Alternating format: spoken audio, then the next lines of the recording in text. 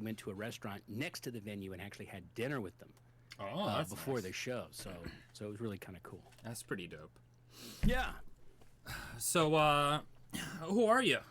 Who the hell Who are am you? I? Yeah. Who the heck am I? Well, online I go by GuitarEC. Friends call me Guitar.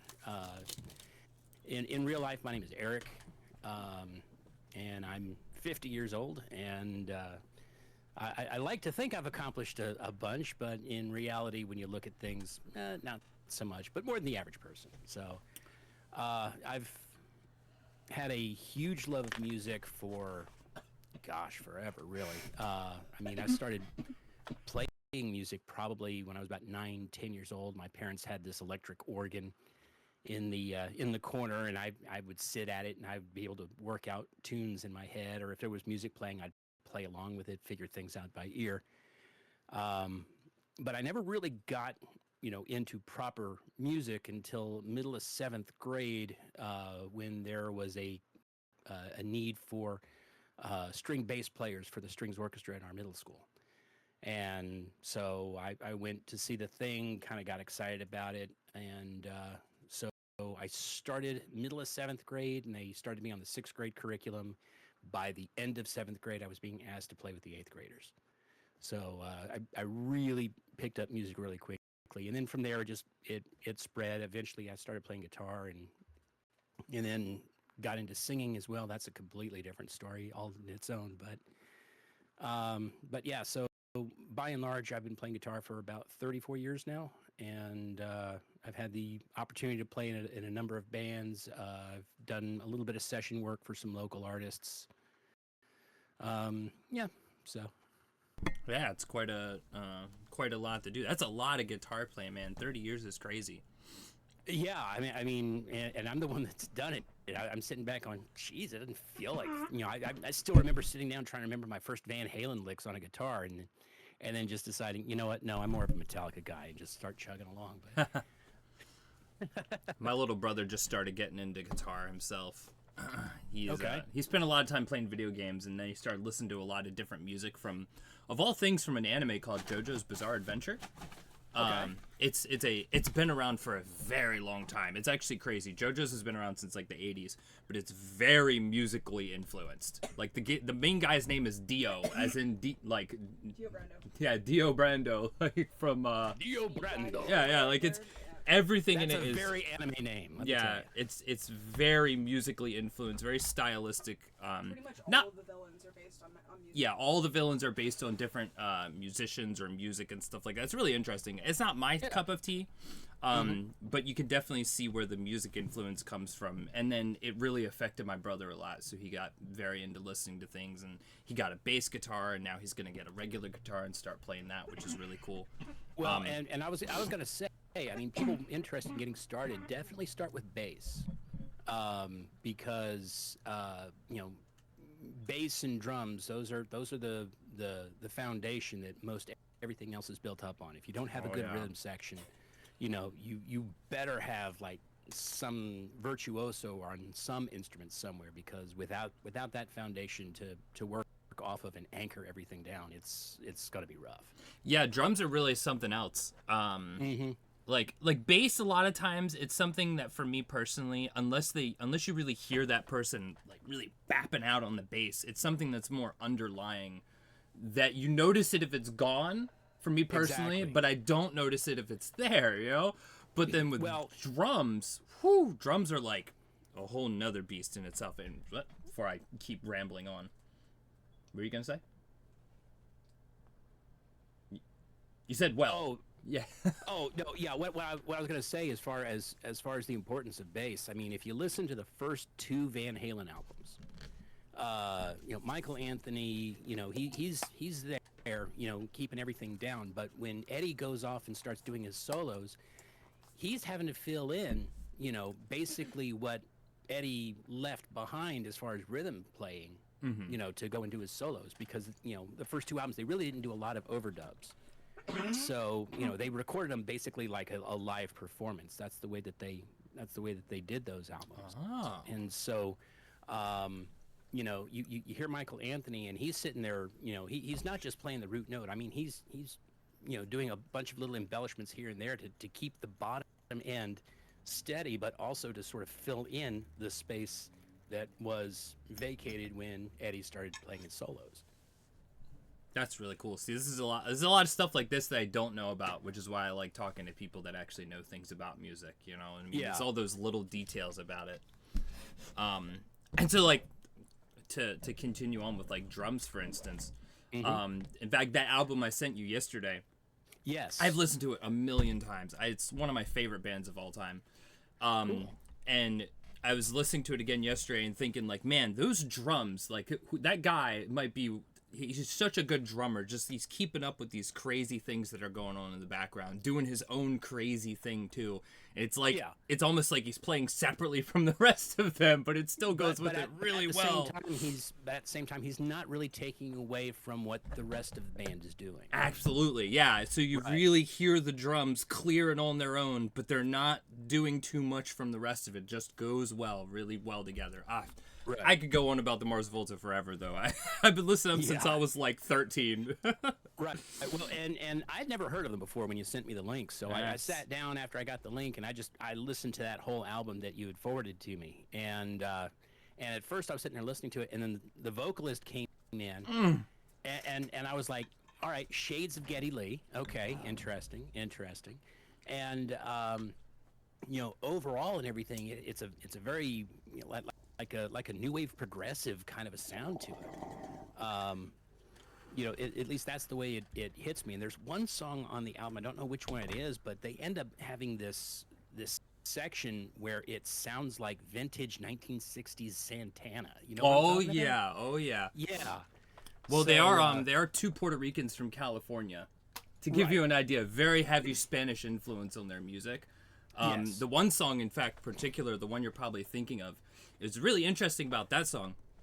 That's La Vieta Vieques or something like that.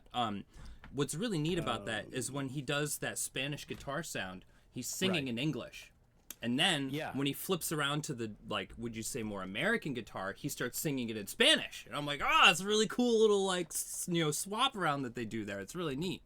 Yeah, Man, and there were a number of other little things that I sort of noticed production-wise. Like there was like some callback vocals that were in another song. And again, you'll have to forgive me, but I think it was Cicatriz ESP. I think was the song. It could be that one. It's 12 and a half minutes long, so I mean it's got to be in there somewhere. But the callback vocals and whatnot, I'm sitting there listening to it, and I was like, hang on a second. I really started focusing in on what I was hearing, and it was a vocal track that they then reversed. So it's a reverse vocal.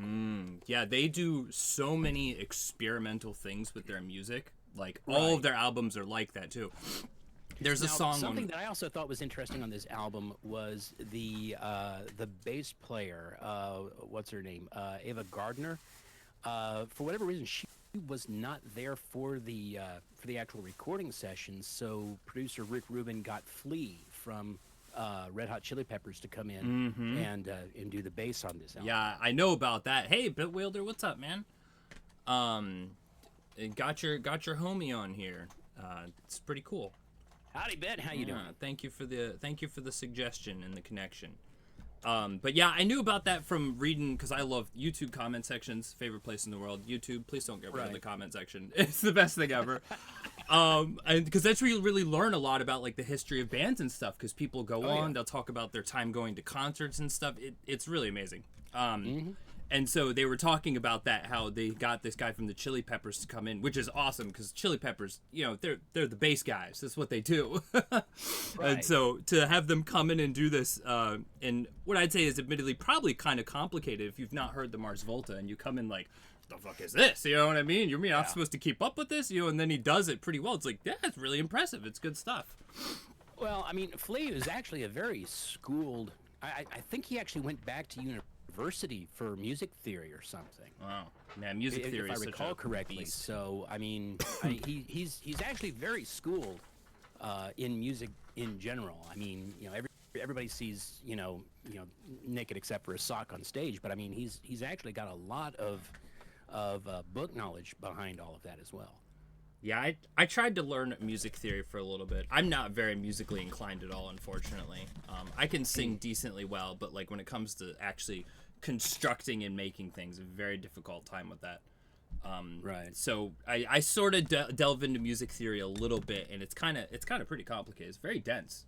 Like It can be. I mean, when you really start, getting really deep in the weeds, talking about different modes and methods and it's it's very funny too, because what I hear two things. It's either like music theory is great, it's very important for you.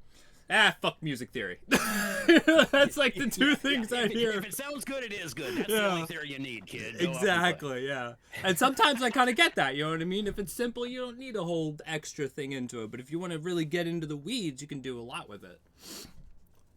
Which I think is cool. Oh, yeah. I mean, you sit there and you have people that'll sit there and psychoanalyze, like, the musical structure of a song, and, like, the guy who wrote it was like going, sure, we'll go with that. Yeah, that's me. I'm both of those guys at once, pretty frequently. I will go. The way that my ear works, though, is when I'm listening to a piece of music and whatnot, I'm not necessarily listening to a whole piece of music. My ear is constantly deconstructing. Mm-hmm. So when I listen to a piece of music, it's like, okay, I can mentally isolate, okay, that's the bass sound and whatnot. Okay, we've got 3 different guitar parts going on. One of them sounds like it's a Les Paul. It might be a PRS, it just, that sort of super analytical kind of a structure in my head when I listen to a piece of music for You mean a long like time. You mean like the different types of guitars? Yeah. Wow. I didn't know there was that much of a difference. There can be. It depends on how it's produced or whatnot. There are certain guitars that have a very distinct tone to them. And then there are others and whatnot. They kind of, when you start getting into like the Super Strats and the Jacksons and the Ibanez and the LTDs, ESPs and whatnot, the sound can sort of, all sound sort of the same at that point. Then it's a matter of the amplifier and the speaker cabinet that you're playing through and the mic that you're using on the speaker cabinet that really flavor the final tone that you hear. That makes sense. It's kind of similar, I guess, to something like if you have like different kinds of cars and things, they got slightly different types of motors and what's going on in there. So they do have different types of sounds going on. Yeah. Okay. That's pretty neat. Mm-hmm. Making a barbecue. Hell yeah, man. I'm just chilling. That's what I'm doing. My New Year's will not be that exciting. But yeah. It's fun. I'm 50. My New Year stops at like 9:30 and I go to bed. Well, I live near a baseball stadium, so I'll be able to see... Oh, jeez. I'll be able to see the lights. Sorry. It's not a big baseball stadium. It's a local type of thing. But they do fireworks for Christmas and New Year's and stuff like that. So I'll be able to enjoy a that. AAA club or something? Yeah, something like that. But okay.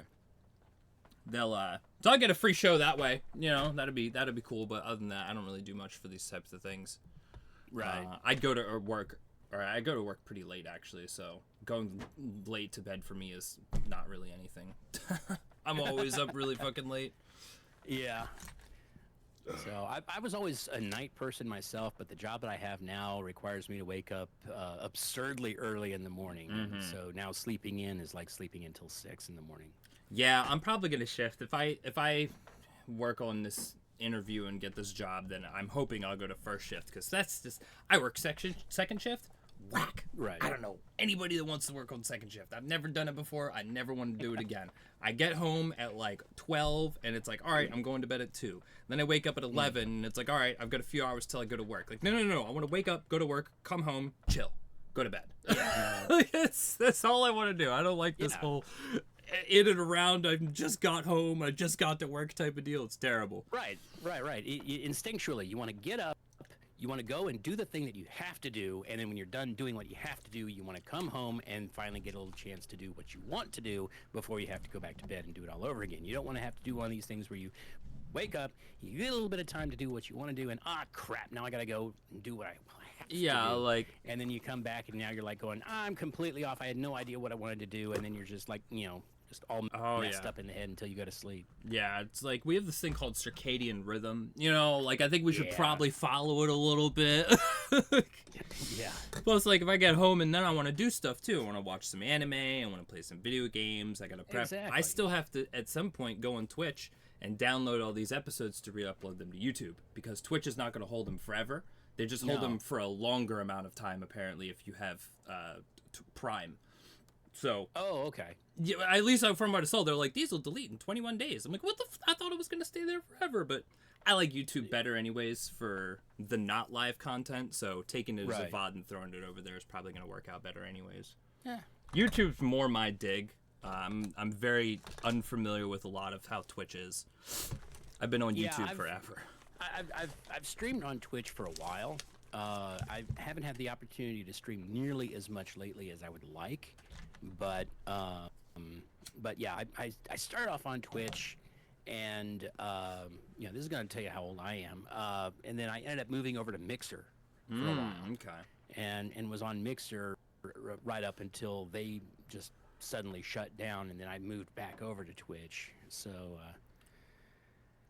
yeah, but yeah, I mean the number of people that I've met though through streaming has actually been really cool. There's a guy who I met and became really good friends with, who's based out of Perth, Australia, and it turns out that he is also a musician, and you know, he does a lot more pop music with like the auto-tune, the auto-tune vocal kind of a thing, and a lot of electronic stuff.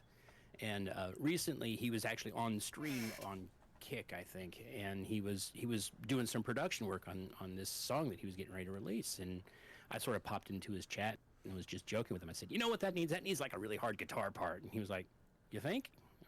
Yeah. Answer to everything is hard guitar, but and he was like, okay, well, hang on a second, get on a voice call with me. So I got on a voice call with him, and this is all on stream. This was a couple months back though, but and so anyway, he was like, well, the chords are this, this, and this. Can you send me something real quick? I said, sure. So I grabbed a guitar and piped up my system, and recorded some long power chord drones basically, and went ahead and sent those to him, and he listened to them. He said, oh man, this is perfect. Then he would just basically move them into place like samples and just trim them down to the right thing, and yeah, they ended up on his latest single. That's really cool. Yeah. So sort of, I kind of forced my way into his studio and became a session player. So I mean, hey, why not? If he likes it, that's what matters. Yeah, I'd like to. And I told him later. I said, look, I know how personal a person's music can be, and the fact that you let me into that and contribute to it and become a part of it, I'm really, really humbled and honored that you gave me that opportunity. And he was like, dude, man, you're gonna make me cry. Shut up.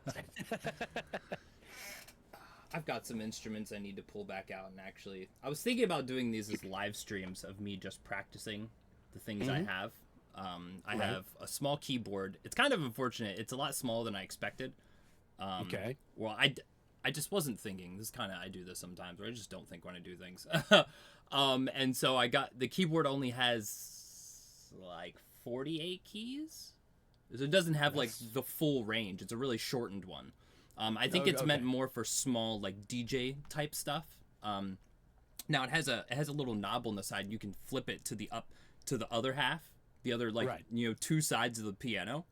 But for the most part, it just stays right in that middle section. So it's fine for some stuff. I can still practice on it. And then I have a Korg's K-oscillator, and that thing is very cool. I was very inspired by this guy I used to watch a lot. I still do, named Beardy Man. Yes. Yeah. I was about to say, hey, man, the first time I ever heard about those was watching Beardy Man. Yeah, dude. This guy I used to party with, this Juggalo guy. He got me listening to a lot of that. I kind of like it. Some of it's all right. ICP I'm not a big fan of, but Twisted's pretty good. Right. But yeah, he like found Beardy Man on YouTube, and we just sat down and watched a bunch of his concerts and stuff. And I'm like, what is all of this? Like I sometimes have these moments where like I get introduced to like a new kind of music, and it like opens up a whole new pathway that I just didn't fucking understand at all. This happened to me with getting introduced to metal. This happened when I listened to Moonhooch and finally understood that saxophone is a good instrument, and I just didn't really appreciate it. It depends on the player and depends on the context. Really, any instrument can be incredibly profound if it's used artfully and in the right context and in the right way. Yeah. Like for instance, I really, can't necessarily stand bagpipes. But then Jonathan Davis of Korn gets on stage with them, and I'm like, well, that makes perfect sense. Yeah. Jeez, why didn't you just say so? Absolutely. But I wanted one of these Chaos pads for a while, and then I found that on his setups he'd have the regular Chaos pads, but then he'd have this other one, the Chaosilator. He had one green one and then all the red ones, and so I went for the green one because it's just like a little upgraded version of the other ones. It's pretty cool. I've messed around with it, did some really interesting sound stuff with it. Right. I think it'd be really cool to make, like, I guess the right word for it would be like soundscape, where it's just you're just kind of creating a scene, out of sounds and stuff. And I think it's really good for being able to do that. So I think there's at some point I'd like to try and get into that, doing streams where I just kind of do soundscape type stuff for a while. Yeah, if you're really interested in that, also look up. It's called Frippertronics, and it's named after Robert Fripp, who's the guitarist and founding member of King Crimson. He was really big into a lot of experimental technology-wise with his music and whatnot. And he would set up these big reel-to-reel tape decks. I mean, he would have this long loop of tape, and he would basically set this thing up, and he would play something and store these drones into it, and then as the tape would loop back around, then he would start layering additional stuff on top of it, and just over time, the original recording would kind of degrade a little bit, and it would get kind of a little softer in the mix. And so he was able to constantly just evolve this whole thing very organically. It's really interesting stuff when you really get into the weeds of it. That's exactly what Beardy Man does, because he'll put a and then throws it in, and it starts the beat. And after all, he'll speed it up a little bit, and then maybe slows it down, pitches it a little bit, and then suddenly it sounds totally different. He'll stop it, add in another thing on top of it, and it's just like the way he builds his shows is so crazy to watch. Like, I'd love to see him live, especially now that he has this crazy the Beardytron 5000 that he like built from the ground up. Just all this crazy stuff attached to it. And I'm looking at the screen like, I don't know what you're doing, bro. You know what you're doing, and you're making magic with it. Like, it's really cool to watch. It's like the only thing I recognize out of that is an iPad, Yeah. He's just got all these dials. There's just, like, circles that he's touching, and, like, just barely little sounds adjust. And you're like, I wonder what it is that he has there that's doing that, you know what I mean? Like, it's just crazy. Some level of dynamic filtering or equalization, probably some time extension plugins, things like that. Yeah, I'd like to know like his education in music too, because he really has a lot of understanding of like different genres as well. Like he just has a very wide range that he works with. Like one of the shows he did, he would take suggestions from the audience. Like, okay, give me a genre. Give me an artist type of deal. And my favorite one is he does Johnny Cash reggae. It's really good. Oh, it's so funny. And it works really well, too. Like, it's a good mashup. That's something else I love is mashups. I listen to a lot of those. Oh, gosh. Yeah, I mean, the people that sit down and put together the mashups, I mean, those people, they know their craft as far as production goes. There's a guy. I'm reasonably decent friends with him. I made 2 music videos for him actually. Nice. That's more my dig is making videos and stuff. I'm really good with that. And he does mashups. His name is William Moranci. This man is a criminal. He needs to be arrested. The things that he does is so unhinged. Like, oh my god. Okay, we're talking Fergalicious and Mozart, all right? We're talking, like, the things he puts together is crazy. He has, oh my god, he has some amazing songs, like, really crazy stuff. I think some of the best mashups that I've heard that I've actually, like, put on a playlist for me to listen to is by an artist who goes by Wax Audio. I don't know if you're familiar with them, but he did a mashup of Staying Alive and Back in Black. AC/DC and the Bee Gees. That's pretty good. So Moranci did one with that song as well, actually, with the Staying Alive. And the way that it worked out was really good. But yeah, Wax Audio. I love his stuff. There's a number of stuff that number of tracks and stuff that he's put out there. I will definitely check that out. I love mashups. I love them a lot. Yeah, Merlin does. Bee Gees, it's Rage Against the Machine, Bulls on Parade but staying alive, and it's so good. I can't read. I have dyslexia a little bit, but yeah, that's all right. Bulls on Parade but it's staying alive is very good. It's a banger like that, and it's so funny because like sometimes I'll be playing music with people and then I'll just throw one on. Just toss one on, and they think it's one thing, and then it slides into the other song, and they're like, "Whoa, what's happening?" I know, and everyone's just like, "Wait a second! What? No, that's not It's right." so funny. It's the best reaction is seeing that. Another guy that did pretty good mashups, he's done a ton of stuff, is Neil Cicierega of Lemon Demon. Okay. He did The Ultimate Showdown. All right. This is the ultimate showdown of ultimate destiny, good guys, bad guys, and explosions. It's like a whole thing of like a bunch of different characters all fighting each other in a big war. It's crazy. That song's been out since I was in like middle school. But he's done a whole lot of different stuff. He did Harry Potter Puppet Pals, which was a skit. Yes. Yeah. Okay. Yeah. So he did that. He's done all kinds of crazy stuff, man. He's way more influential on the internet than you would ever expect. He's just done it under a lot of different names. But he also did a couple of mashup albums called Smash Sounds. They're all variations of Smash Mouth, right?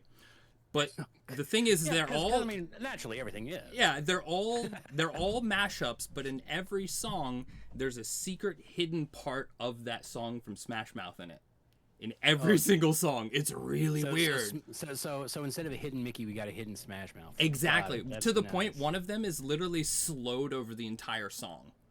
It's whack, man. His stuff is really crazy. He has this song called I think it's called The Start. And it's just the start of like 6 or 7 different songs all looped into one song. Just the beginning, like 5 seconds of it. Boom, boom. 5 seconds of the song. 5 seconds of the song. 5 seconds of the song. It's really interesting. Like he has some very creative songs he's come up with. Yeah, and it's kind of funny that we're sort of going off the rails deep into the borderline comedy weeds of music and whatnot. The first real music that I really ever listened to commercially, believe it or not, was Weird Al Yankovic. Oh, I love Weird Al. Like back in the day, I think Weird Al in 3D had just come out. Old, man. So I mean, there were a lot of parodies, but also a lot of style parodies. Half of his music is original works, but they're just done in the style of another band. Hey, Happy New Year to you, Mama Dre. I want to say that's called, or he refers to it as a panache. But yeah, about half of his songs are direct parodies, and the others are style parodies. And then there's always that polka medley that he puts. That's sort of a mashup of all the popular songs of the year or whatever. Yeah.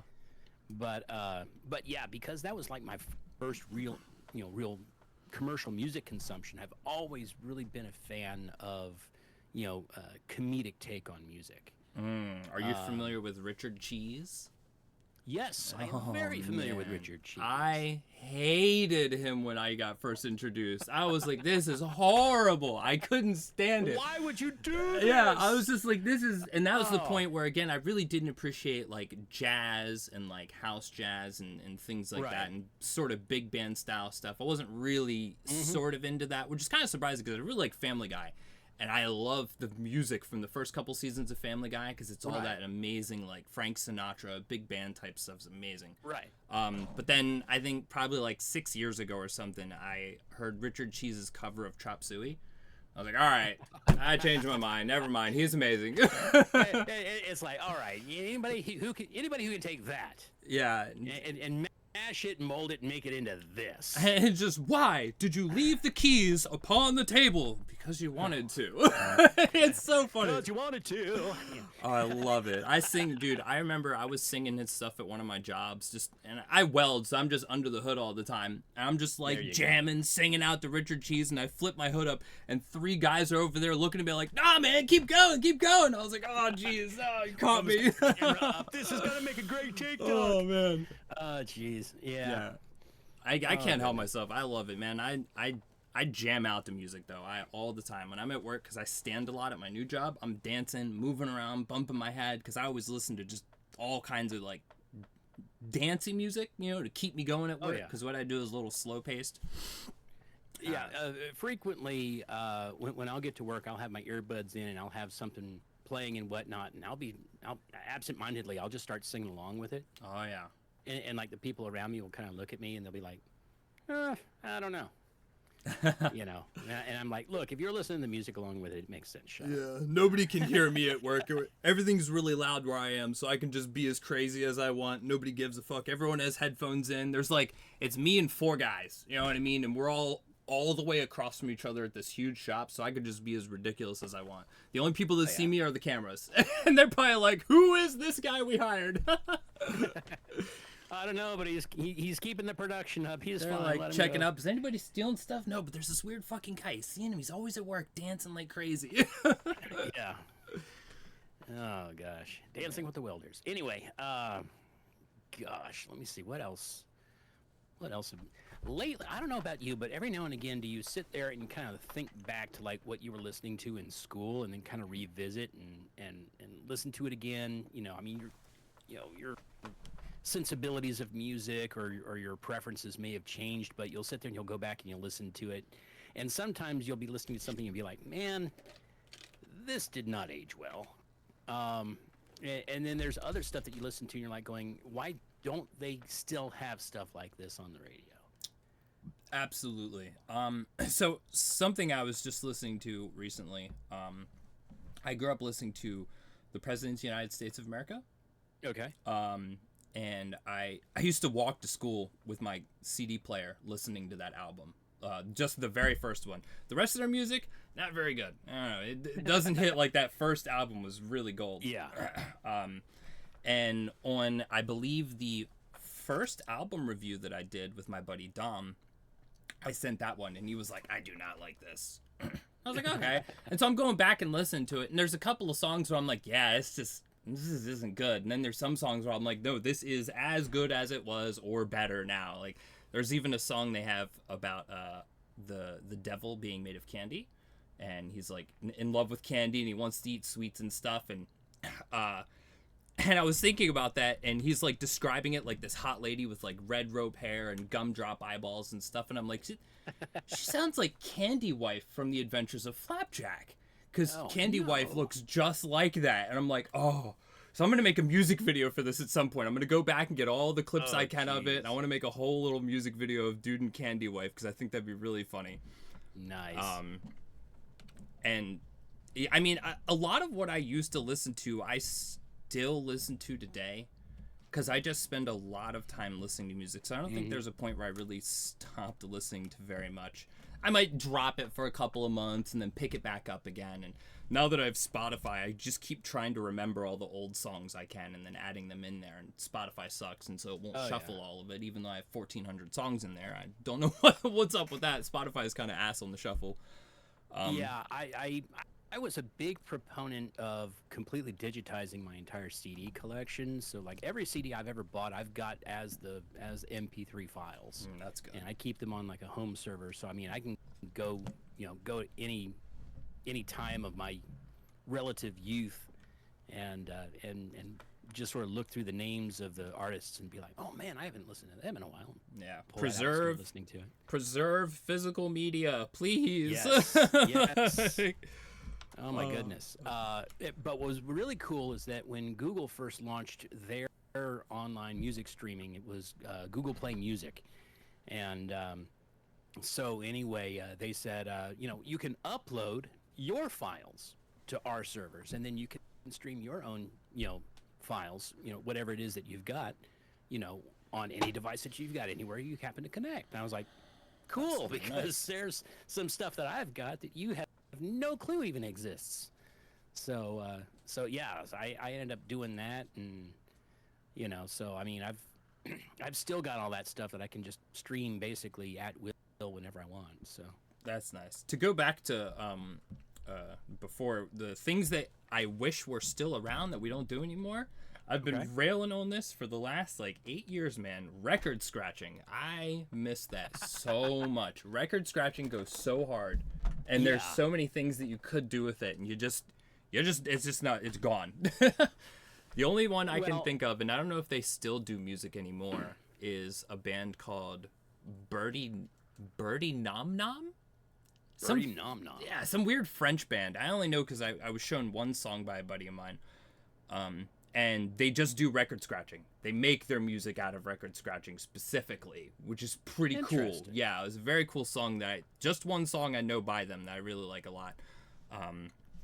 But yeah, Alright. just that as a function really doesn't exist. And I guess it has to do with the fact that it was part of that earlier genre of rap from like the 90s. And Right, so once that kind of phased out, I imagine the record scratching went with it. But we can still bring it back. Like, Well, I think a lot of it had to do with the fact that, they were looking for very analog ways to make new, interesting sounds to incorporate into their music.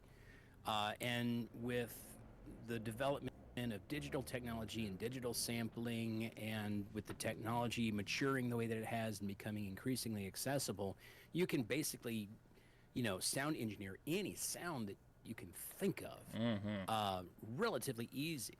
You don't have to resort to finding, like odd ways in an analog world to try and recreate or spontaneously create something that the ear hasn't yet heard.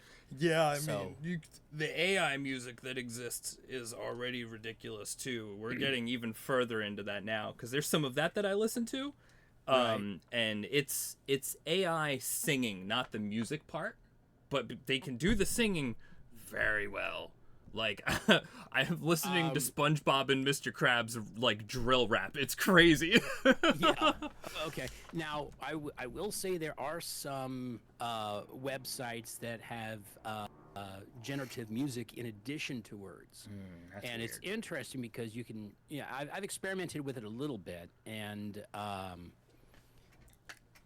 what's interesting, and again, a lot of people are saying, oh, well, nobody's ever going to write music again or whatnot, but it can also be used as a tool for songwriters. Like, for instance, I'm not the best lyricist, but every now and again I'll have like some ideas for some lyrics, and I'll just start pinning them out, and I'll hear in my head sort of the genre that I want it to be in. Well, now with this, I can go into like one of these websites and say, okay, this style of music, approximately this BPM and whatnot, vocal style very similar to this artist, and then plug in my lyrics, and then it'll sit there and it'll sort of spit something out that I can listen to, and I can be like, okay, I could see how that would work, and then at that point it gives me sort of a basis and an idea as far as how to craft the rest of the song. So I mean, AI by itself can be a cheat, but it can also be utilized as a tool if you choose to use it that way. If you just say, make me a song about Christmas in the style of, like Rammstein or something, I mean, it'll spit that out and everything. It'll be weird and sort of, disjointed and whatnot. But if you sit down with it and you have an idea, and if you have your own work that you plug into it as well, you can use it as a songwriting tool to help sort of craft something that you yourself will then go back later and fully flesh out. So, as with any piece of technology, it can be used in a constructive way, and it can also be used in a cheaty kind of way. Yeah, there's actually a guy, I got a hold of him. I'm gonna send him an email to get him on the show. He just does AI music. That's his whole channel. It's called Hard Archives, and he does all like basically like 60s and 70s like funk type stuff, but like real wacky songs. Like one is called "You Dumb Motherfucker," and it's just this teacher singing about her stupid kids that she has to teach. He has one called "Jesus Take the Wheel," and it's a country song about letting Jesus take the wheel, but he crashed the fucking car. And like, it just has a lot of real silly songs that I like a lot, and they're pretty creative, And I'd love to get them on to really hear the process, like how you're describing, you know what I mean? Getting all these parameters right for it. And honestly, I'm kind of guilty about something like that too. I used AI to craft like a big band era song with a female vocalist, and it starts off with that sort of warm, late 40s, early 50s kind of sensibilities to the lyrics, but then it really goes off the deep end. She starts with an absolutely filthy mouth talking about, all the things that she wants to do and all that sort of stuff. And I sort of threw it together because I wanted to see, just what if, what if WAP had been written in the 50s? That's sort of the that's sort of what I was going for with it, and the result just absolutely makes me laugh every time I listen to it. So Yeah, it sounds pretty funny. Yeah, Richard Cheese did that actually. He covered WAP. He goes, it's that wet ass pussy, make it gushy. Ugh. It's so funny. Now, unfortunately, the AI and whatnot, they've got various filters on it, so you can't just be outright with it. So you really had to be creative with the words, but dang it, hang on a second. I'll look around. I'll see if I can't try and track that down and send it to you. For the very least, for a laugh, I think you'd find it hysterical. Yeah, AI stuff's really interesting for making things like that. I think that like for making things you wouldn't normally be able to hear, I think it's perfectly like valid. You know what I mean? I think it'd be a little like, I don't know. I think when it comes to like physical art, I'm a little weirder about AI, when it's scraping all the data and using other people's art to create stuff and it's not really anything original itself. I kind of with that. But with music, I don't know. I feel like it's a little bit different because there's not really any particular style that one could take from it. I don't know. I think when I look at like a drawing that somebody made, I follow a lot of artists on Twitter. Right. When I see their stuff, they have very unique styles. That is them. Functionally, you can't mimic that. Or if you do, like there's a guy I really like named Kyle. He does a lot of art about like anime and VTubers and stuff that I like. And then I've noticed there's a couple other people that pop up, and it's like, is that Kyle? No, that's not really Kyle's art. It kind of is, but not really. And so you really can tell specifically. And so.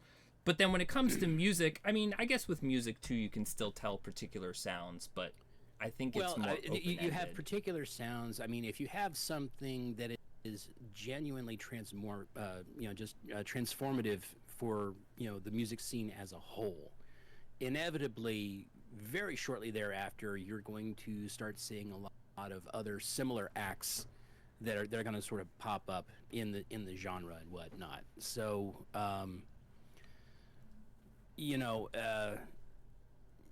And in that aspect, I kind of liked when, record companies sort of had more control because they could go through and they could find and they could cherry pick the groups that they really see, artists in, and they would sign them into, like development deals, like the first album was out and okay, it was new.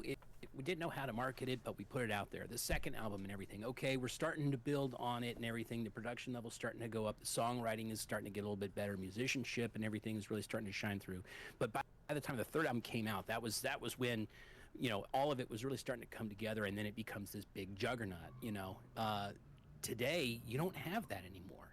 A record company signs somebody, they want instant hits, first album, and if you don't have that, you don't get a second album.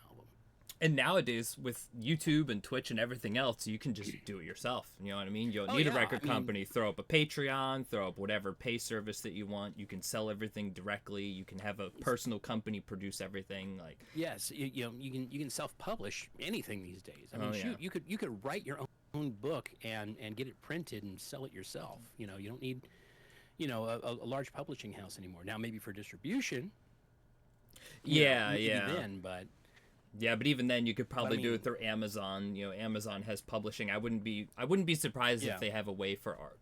I guess they do. Probably on Amazon Music, they probably have a way for artists to do that anyways. Well, plus, Bandcamp too. You can now self-publish and distribute your music. There are services and whatnot that will sort of act as the intermediary to all of the major streaming services. So, Spotify. YouTube Music, Apple Music, Amazon. I mean, all of the major players and whatnot. So, you can have a product, and you send it to them. They'll go ahead and get it published on all of the other things, and any royalties that you get, they come in and they sort of act as a single point of service for musicians these days.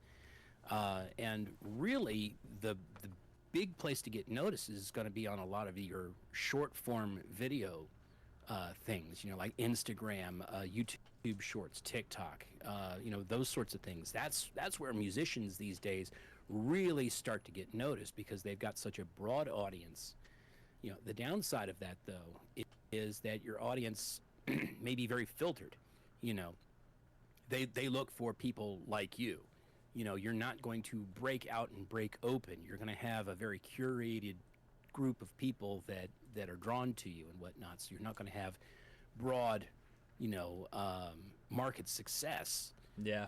Like I know, you I would think, if you had a PR team behind you. Yeah, I think nowadays, though, I'd almost prefer that. Because I think with broad market stuff, and you see this a lot with hit singles that used to happen, where the band gets one thing and then they're kind of forgotten about, and the radio might not play other stuff that they have. But if you have a core audience that you build up and they like what you're doing, you're probably going to keep them, rather than having maybe waves of people that come in and out of it, and you can continue to have success in that. You know what I mean? And I kind of really hate the idea of like communities and stuff, though. Like I'm trying to avoid that with mine, like with my Discord and stuff. I don't want anything like that. I'm not really big into that, but because I feel like once you designate it as a community, then it starts getting a little more insular, and so I think one should step away from that when they're part of something that's like a group of people that like things. And I guess that's moving more away from the topic of being an artist with an audience. It's just something I unfortunately notice a lot now. When I get into something that I like, then there's a community for it, and it's like, I don't know about that. It'll get a little weird. For people that join into like Discord servers or forum groups or whatnot, I mean, when they say that they're building a community and whatnot, it sort of lends sort of a degree of a sense of ownership to the fans. Yeah, or to the people, and when you have that, then suddenly there's a lot more buy-in. Well, they haven't put out something in a while. Yeah, but I saw on their Discord and whatnot that his wife just had a baby, so they're sort of going through some stuff. It's all cool. Yeah, and that too, it like becomes a lot more like hyper focused on you. You know what I mean? And like the whereabouts of like what you're doing. I see it a lot with VTuber communities. It's like somebody I watch, Kirsha's sick. All right, now there's 3 Discords I'm in where people are discussing what type of sickness she might have and type things like that. I'm like, guys, she's just having issues. Remedies. Yeah, it's like, just chill out. You know what I mean? People get a little weird about stuff like that. It's like kind of that parasocialness of things. Which also is great for cramps. Yeah, and then like, it gets a little weird. It gets a little strange, but it can. Overall, I think nowadays, like definitely getting that core audience is probably a lot better and more consistent, I think. It can be if you have the audience looking for you. True. Discoverability. That's the big key phrase right now. For artists in general and whatnot. You need to get yourself in a position or on a platform where it is easy for the casual user or consumer and whatnot to go through and find you. Yeah, and that's actually really what I want to do here. That's so I really like finding new things, and I like showing people things they haven't heard already. That's just how I am in general. And that's what I'd like to do with this, is find people that I like. Or there's a local guy I know. He's got this amazing song that I was shown, and I've been talking to him, and I'm like, you got to get on here, dude.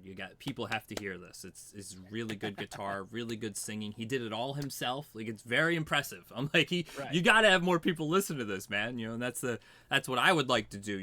Sometimes I go on YouTube and just because of my YouTube curation, I'll get things that are like, hi, this was uploaded 5 minutes ago with 0 views. I'm like, oh, click. Like, that's awesome, because that's something nobody's seen. That's just a totally brand new artist. And some of the stuff I find is just whack, like really weird things. I'm like, I got to find these people, get them on here, like, right. Because I just want them to be able to have more room to do that stuff and more people to have more music to listen to, You know, I just, Oh yeah. music's amazing. It's a very, very large portion of my life. Absolutely. I mean, there's been a number of times in my life, in my personal life and whatnot, where if it were not for music, if it weren't for a particular song or a selection of songs and whatnot, for me to connect with, emotionally, mentally, spiritually, even, to help carry me through a difficult part of my life and whatnot, I don't know if I'd be here today. Oh yeah, I and there's mean, music has that level of power, and a lot of people just sort of dismiss it sometimes. oh yeah, they do until they hear the song that fucks them up from a time that they didn't like. You know what I mean? And they're like, yeah. oh no, not that song. You know, like absolutely. My fiance actually has that. We went somewhere and we went somewhere with a friend. And it ended up being a pretty bad night. And on the way back, the radio was on the Uber we were taking, and it was playing Ice Cube's "Had a Good Day." And she was looking at me. She was like, "This was not a good day." And then at some point, it just came on my Spotify because I love that song. And she just looked at me. She's like, "Oh no, please." I was like, "Oh yeah, I forgot about that." So, there's definitely those like, there's pretty key moments with music, depending on the situations that happen with it.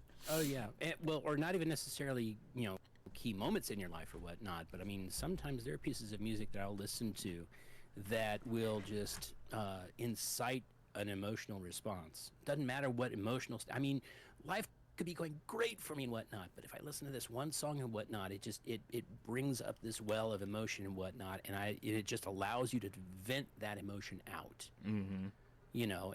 And sort of an emotional purge, if you will. And then after it and everything, and everything starts to settle down and everything, you just have like this sense like there's a cleansing sort of a quality to it. Yeah, that, I'd say that was definitely me listening to like the first Linkin Park album when I was a teenager. Oh Yeah. man, they captured a real feeling of being, I don't know, for me personally, of being a really agitated like 16 to 17-year-old. You know what I mean? I don't know, something about that music really hit every time I listened to it. Like there's one of the songs he just says just like shut the fuck up and go away. You know what I mean? And when I hit that, I was like, Yeah. God damn it, yeah, just shut the fuck up and go away. Like they really. I was just talking about this with it was a different song. It was on the album I think I did the other day. Where it was Five Finger Death Punch, and he was singing a song about picking up the pieces after some, I assume, girlfriend, fiance, and like, you're always fucking up. Always picking up behind, I think. Yeah. And I was just like, man, fuck that bitch. Excuse me. Like, I come from the Linkin Park side where he's like, you and your mom, keep on down, get the fuck out of here. Like they did not give a fuck. Linkin Park's on the side of like, oh, you fucked me up. Like, no, we're not dealing with that anymore. And I like that more pushy, like, directness of it. And then again, there's that kind of like emotion that comes up out of it that they really managed to direct and channel very well. Yeah, it's in a very aggressive frustration that you feel from that. Yeah, absolutely. And then he really mellowed out around like the fifth album. They really chilled the fuck out. After Minutes to Midnight, it was like really melodic and slow. And then he killed himself. So I don't know, man. This is really unfortunate. It's very. Can see that he was pretty mad, I guess. I don't know. Well, I had the opportunity to see them a few years before that happened. It's amazing. Yeah. So I mean, I haven't been to many concerts, but the concerts I've been to and everything have been very formative as far as my perception of a stage show or whatnot. I remember the first concert I went to see Van Halen. This was during the Van Hagar years. And it was the opening show for their For Unlawful Carnal Knowledge tour, the fuck tour. And they had a young up-and-coming band from Seattle opening for them called Alice in Chains. Oh, wow. So it was right when Facelift had come out. And So yeah, not even realizing it at the time and everything, I got the chance to see Alice in Chains like in their prime when Lane had like, had like the full strength behind his voice, because like by the time the Tripod album came out, his voice sounded so thin and it just broke my heart listening to it. That's a shame. Yeah, but yeah. So I mean, I got to see Stone Temple Pilots when they were touring with the Purple album. Gosh, who else have I seen? Not a lot. And then I've seen a number of really oddball things. Like I've been to see the Trans-Siberian Orchestra a couple of times. I've seen King Crimson a couple of times. California Guitar Trio. Gosh, who else? I've seen Metallica a couple of times. I saw Korn. I'm about to go see Korn. Korn's. Oh, really? Dude, Korn, System of a Down, Polyphia. I didn't even know System of a Down was back, and they're like one of my favorite bands of all time. I don't think the singer is back with them though. I don't know. I know they split off pretty hard from each other due to political differences. But I mean, their whole band is super political. To be fair, like that's. Well, and also to be fair, I mean, when you consider where they're from, but. Oh yeah, I know, absolutely. Geez, I'm wanting to say. Gosh. I'll still go see them. That's fine because also Polyphia is going to be there, and Polyphia is a band I recently got into that's phenomenal. Right. Phenomenal guitar. Oh my God, Polyphia is so good. They're so amazing. Yeah. But no, you'd said Korn, but I saw Korn when they were part of, I think it was called the Summer Sanitarium Tour or the Family Values Tour. It was one of those two, but it was Kid Rock, Korn, Powerman 5000, System of a Down, and Metallica. I love Powerman. Oh yeah, shoot. I mean, I love their first album. Their second album was kind of, okay, and then they just sort of trailed off after that. They're going to be in which Jersey. Is kind of interesting because there are a couple of bands from like the late 90s, early 2000s that I really liked that had a good first album, and then a second album that where their artistry really stepped up, but the record company just never pushed them. And then they just kind of fell apart after that second album. The first band I can think of is the band Tantric. I don't know if you're familiar with them or not. A little bit. Not too much. Oh gosh, what was the name of the album, or what was the name of the band that spawned that? Oh geez, I can't think now. But no, they were all part of this group and whatnot. They had this one big hit. They were touring, and then the front guy decided that he was more important than everybody else. And he fired all the rest of the band and got a new band behind him, and then his thing kind of fell off. But the rest of the band, they were still kind of tight-knit, so they found another singer, and they formed Tantric and took on more of an electric sound because the first the first group that they were in was more acoustic-based. But yeah, I mean, first album, they had a couple of good hits. The second album, the musicianship was really great, but they just didn't get a really good push from their record company, and they kind of fell apart after that. The other band was sort of in the nu metal crush, like in '99 or so. It was a band called From Zero. I don't know if you ever heard of them or not. Probably Nope. not. Definitely not a lot of people have.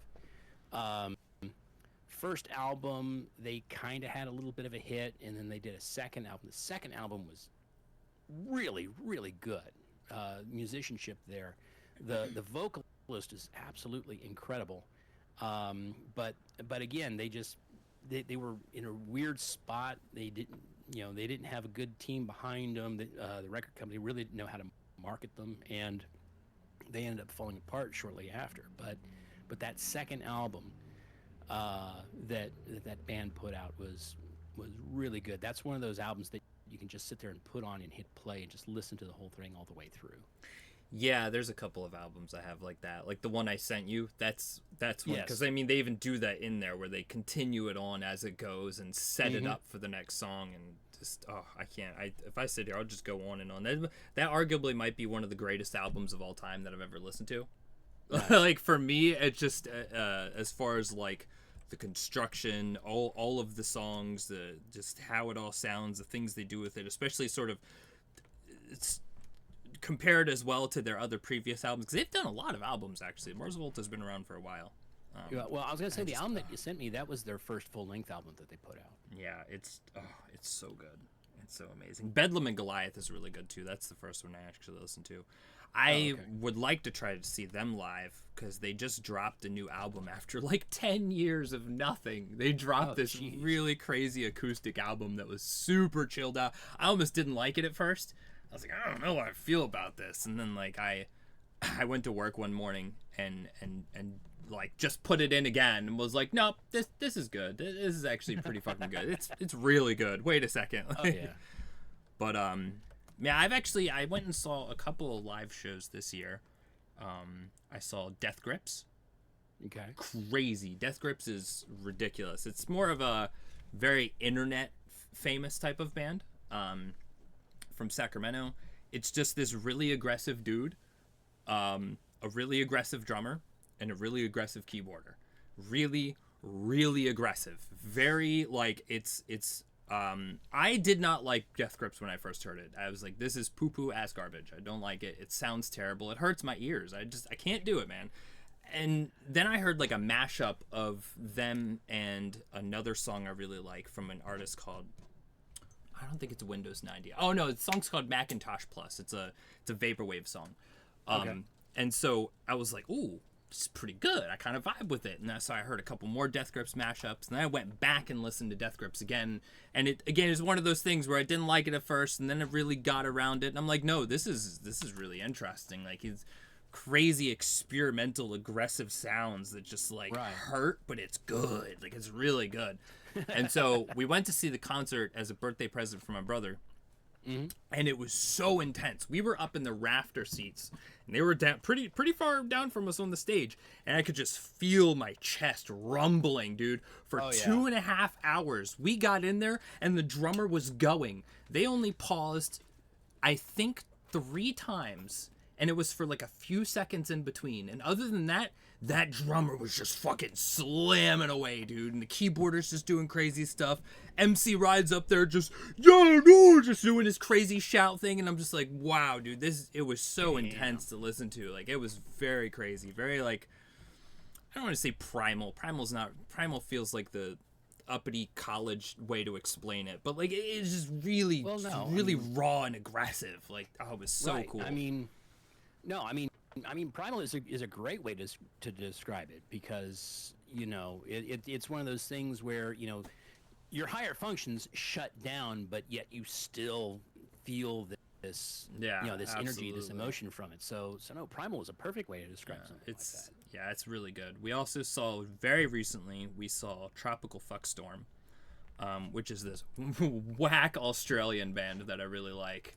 And they did some crazy with stuff. a name like that. Yeah, very strange Australian guy. I like him a lot. I'll have to send you the video, the one I first saw from them. It's called Braindrops. Probably the best song they have. Braindrops is crazy. Nice. But they're very also kind of experimental. They've got like a punk sound. They've got like this weird electronic sound going on. And then there was a point where he's like just twanging away on his guitar while they're doing stuff. And then he like drops to the ground and starts just fucking with the levels and just starts like warbling out and making this huge feedback sound. And it's like, oh God, what is that? Oh, this is so cool. And he's just like leaning around doing weird shit. There was 2 bands with them as well.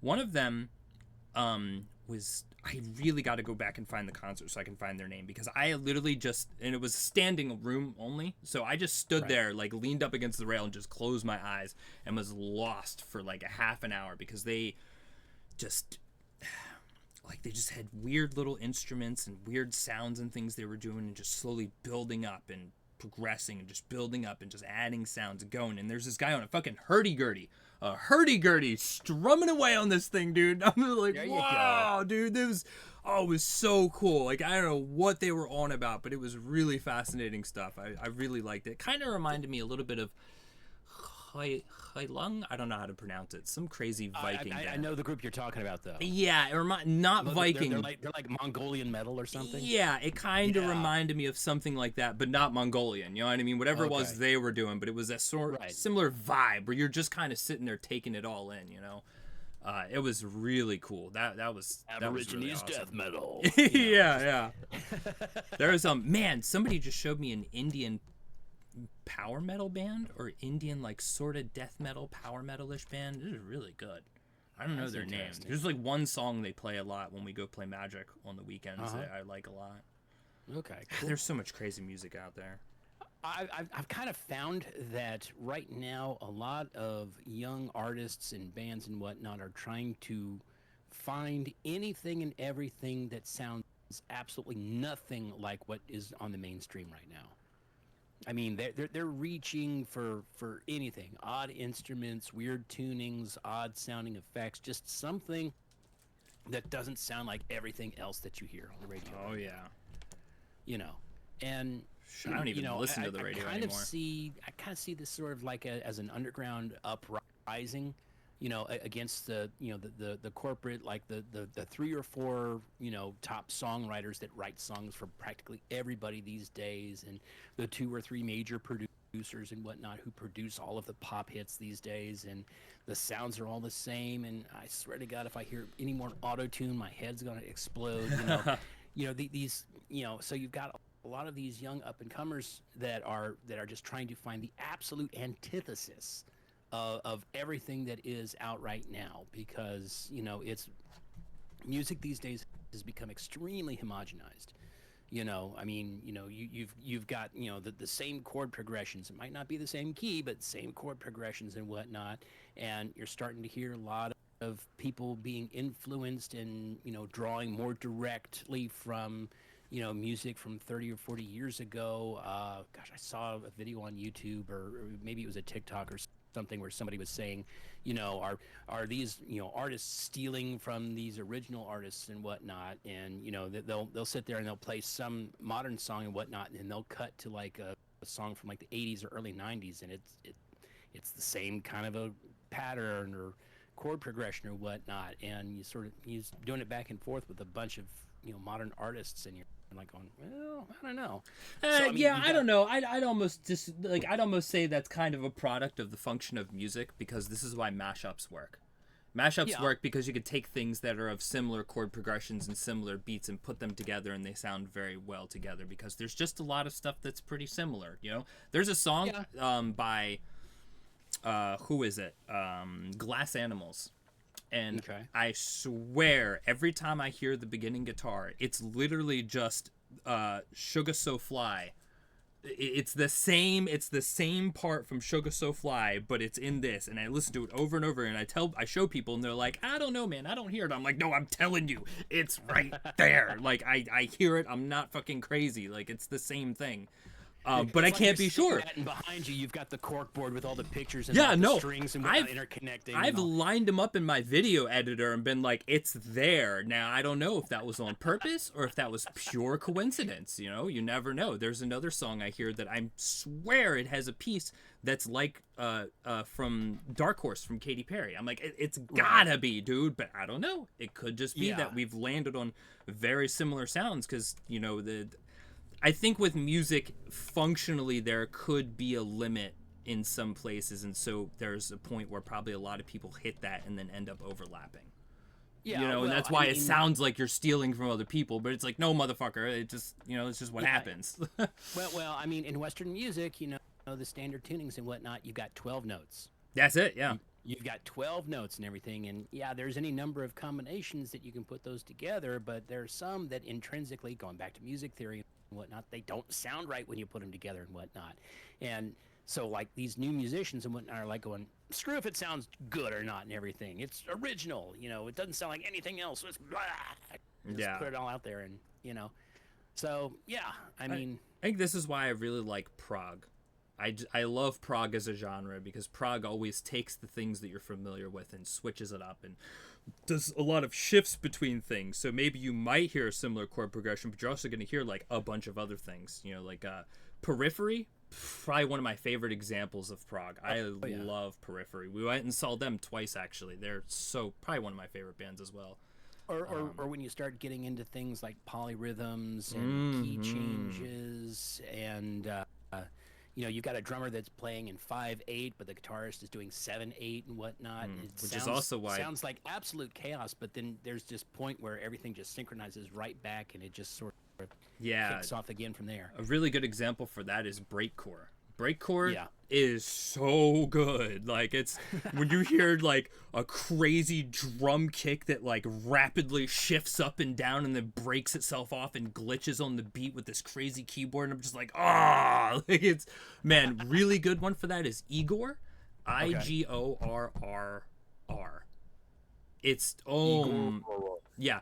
Igor is some of the most unhinged breakcore, crazy. As I was telling you earlier, with the opera singer, Right. dude. Oh my goodness, it's so phenomenal. It's just in my head. Like when I start, like, I like to dance and move around. When I start hearing like good breakcore, my head's just like like I love it so much, man. It makes my head go crazy. Unfortunately, though, with breakcore, especially a lot of times on YouTube, is like, oh, here's the breakcore playlist. Here's an unhinged name for songs. it. Well, half of it's EDM, or it's drum and bass, or it's jungle. It's not breakcore. I think that people kind of muddle these things together, but they are different. They're very similar. They all stem from each other, but they are very different. And true breakcore, I think, is pretty hard to find. Because like a lot of them are like, I made the drum do a funny thing once, it's breakcore. Like, no, you got to really smash that shit into the ground. Like, another good one. Look, if you're not having to replace that snare head once per song, you're not doing it right. Yeah. Like, there's another one called Flower Boy Demi, found an album on YouTube. All of it, it's like positive breakcore. It's like it's almost like uplifting or something weird. I don't know. Like, I put it on and I just start. It's like you want to listen to that when you're driving down the road in the middle of summer, just like enjoying shit. It's definitely one of those things. It's very good. And on the opposite side, there's Sewer Slut. Sewer Slut is some of the most depressing shit I've ever heard in my life, but damn, it's good breakcore. It's good EDM. Like, there's one of my favorite songs is called Sacrifice. It's Sacrifice backwards. Okay. It took me forever to realize that, because I'm fucking just like didn't realize until I'm listening to it. But you ever seen Moral Oral on Adult Swim? No, I have not. Oh my goodness, Moral Oral is such a dark show. It's really good. Okay. It's about a young Protestant boy named Moral who lives with his family. He has an alcoholic dad, a kind of very insular like mom who doesn't, she's kind of like follows along with the dad in this very Protestant, very religious family. And a lot of the episodes are basically Moral in misinterpreting things about the Bible or things about life to try and make things positive, and ends up fucking up. It's a very interesting show. It's really good. But it also gets really, really dark. Very dark sometimes. It's kind of to a point where you're like, whoa, I'm a little uncomfortable, It's really wild, but that's kind of Adult Swim's MO sometimes, most of the time. No, that's their bread and butter. Oh yeah, and so there's a song where Sewer Slut's got this, it's drums, keyboards, whatever you'd imagine for like a good kind of sort of somber electronic tone, and then you hear Clay, who's Moral's dad, and he goes, he's like, sacrifices. I sacrifice my happiness for my family. You bet I did. And he's like, and I do it again. I do it over and over, over and over and over and over and over and over and over. And the beat's kind of going in and slowing down. And the lady is talking to him. She goes, okay, Clay, we get it. He goes, no, you don't. And then the fucking beat just slides back into the fucking song, bro. Oh, my Lord. The first time I heard it, I was shook. I was like floored, dude. It's such a strong song, like all the emotion in it and the build up, and just like when you understand the context behind the thing, because he's like, it's his dad's just freaking out because he's like dealing with all this shit at work and all these people that he hates, and he feels like he has to do all of this to make everything for his family, and he has to make all these sacrifices when probably he really doesn't, and he's just piling a lot of it onto himself. And oh my god, dude, it's just so many layers of goodness to it. It's such a good song. Like, it's really really good. I love it. I want you to send that one to me, because I definitely want to check that one out. Yeah, it's amazing. I'll do that right now. I was gonna say I'll just be sitting there listening with my ear pods at work or something. Someone comes up, "What are you listening to?" Sewer sluts. Yeah. Make some pretty good music. 12 It's minutes just later, I like get a call from HR. it's a lot of it is really genuinely like very depressing. It's very sad stuff to listen to because like I think unfortunately Sewer Slut is a very heart individual. You know what I mean? I don't like to try and analyze people or anything, but I listen to the music and I know about like some community stuff people have said. Again, there's that like community thing. You see it in the comments. It's like, I hope Homie's okay. You know, I hope Sewer Slut's doing all right. Well, but then again, at the same time, you got to think. You know, this is that person's way of being able to vent whatever it is that they've gone through and whatnot. And try to do so in a more constructive way, you know, versus, you know, a self-damaging kind of a way. So, yeah, I mean, it could be very, very dark and depressing and whatnot. And, you know, it may be, you know, that's what this person is going through. But then again, you know, this release in the form of music is probably the way that they're able to cope with it or how they process and deal with those thoughts and experiences. So yeah, I mean, it's like they say, some of the best music comes from really depressed or manic people. You know what I mean? Like the best artwork is birthed from suffering, I think, is what the saying is. Yeah. Yeah, and there's certainly a lot of that. People. I mean, look, I'm not even the biggest fan of, say, like, how am I forgetting the name? Nirvana. You know what I mean? Okay. I mean, but I'm sure Kurt Cobain was going through a whole lot of stuff. Obviously, I mean, he killed himself, but you know, there's good music. You know, I mean, there's a lot of good music that comes from these people that have, you know, a lot of issues. I think that Kurt was very much in sort of the comfort of being counterculture, and then when suddenly he was thrust into the front as like the flag bearer of the new normal and the next trend and whatnot, I think that was something I fucked with him bad. Yeah. I wonder how Rage Against the Machine something feels. that he didn't want. He was like, you know, I'm perfectly happy being a small band, you know, and playing to, you know, art houses or whatever, and then suddenly he's playing to stadiums and a bunch of people are like, you know, falling over themselves about how good of a musician he is, or you became the very thing you wanted to defeat. Exactly, or the very thing that you vowed you wouldn't be. Yeah, and that, I imagine that really has to take a toll on you, you know, because if you hold something like that of a value close enough, it really does do a lot to you. Oh yeah, and how would it not? I mean, you know, you look at the way that some people have dealt with fame. You know, either through, you know, self-medication or self-mutilation or just whatever, but they're always surrounded by, you know, groups of people and whatnot that are, you know, trying to build them up and carry them forward and whatnot so they can continue doing the things that makes everybody else a bunch of money, but ultimately you burn out and sacrifice the artist that's presenting all of this art to people, you know. It's very, very sad. I mean, if you look at, you know, like the big grunge movement of the early 90s and whatnot, you look at all the bands and whatnot, most of the frontmen and everything from that initial group of people are gone. You know, Chris Cornell, Lane Staley, Shannon Hoon, Scott Weiland, you know, really the only band of that group that's actually still together as a unit that really sort of has their heads on straight and everything is Pearl Jam. Wow, I haven't thought about Pearl Jam in a while. Yeah.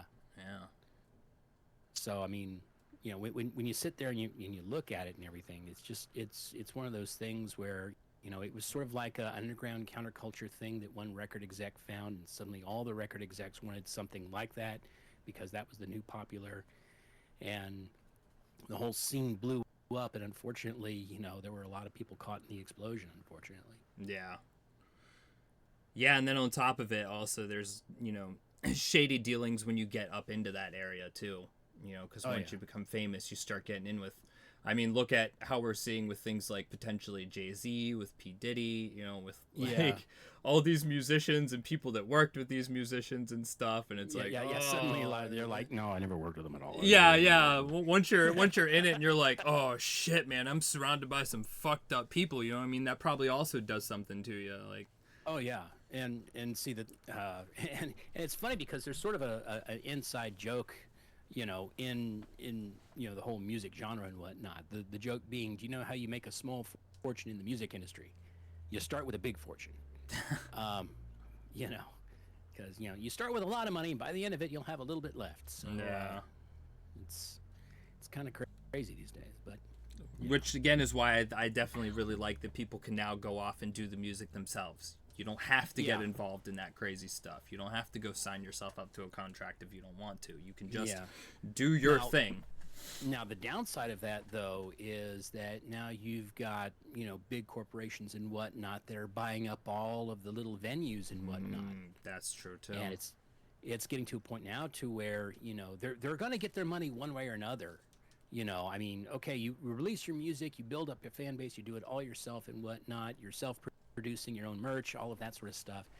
You know, but now when you go into a venue to perform and whatnot, I mean, the venue costs and whatnot, and the venue, in their contracts, they get like a percentage of your merch sales, you know, even though they don't have anything to do with that, you know, they get rights, you know, they get publishing rights to any performance that you do in their venues, so they could basically record the entire show and push it out themselves, and they get to, you know, get the money from that, you know, that marketing release of the performance and whatnot.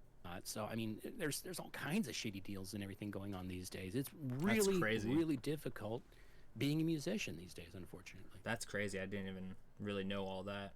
Oh yeah, that's wild. It's nuts.